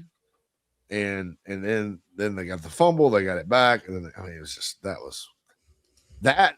Everybody's devastated about the A&M game because Carolina was up 30-3. I don't think Carolina. By the time 7 minutes was left in that A&M game, Carolina was either trailing or only up 6. Bama, you're up. I had to change a tire. I was done. I knew the ending. Bama, you're up by more than a touchdown and an extra point with 7 minutes to go. And they were ranked, 3rd, 2nd at the time? Right. Bama was ranked pretty high. and it would have been revenge. But yeah, I don't know. You know, it's a different Bama team this year. A lot of those guys have moved on that were on that team. I don't know who they replaced them with. I was talking to somebody the other day about Bama recruiting California more than they do Alabama. Here's a little advice for everyone out there that wants to coach in the SEC. You don't go to the West Coast and get what you can get 40 miles from your campus. Right. You just don't do it. It's okay to recruit guys from California, but don't make that be like your star power. Right? But you don't fly over ones that are closer. Yes. Do that. Yeah. Yes. So, Kreger watched Clemson lose to Duke and Georgia Tech last night. It was glorious. Watched both those games too. Colin says, y'all were talking about the blame game last year. Just turned it on the first drive. We're 4-yard line, 3rd and 2, shotgun handoff to Faison. We were sabotaged. I had to turn it off, Colin said. Sabotage. I don't know, man. I don't know what the 3rd and 4th and short play call menu look like. It's a mystery. Dude, I'll say, I hate to bring him up again. I'll say Steve Spurrier, and what he would do is he may run it up. Now, Spurrier ran it up the middle on 3rd and 4th and short. But you let that happen about 2 or 3 times. Next time he's faking it. Just roll out and hit the tight end. Just get right. Of course, nobody 2-yard drag. He's there. Nobody covered the tight end, and it'd be still be running. So well, let's get our Chris Farley on. Absolutely. All right, for Late Night Gamecock show Sunday night, right, Matt? Yes, sir. We'll be here. Be sure to check out thebigspur.com all weekend for coverage. For the Mad Dog, Phil Mullinax, JC Sherbert has been inside the Gamecocks, the show. I'll let you soon.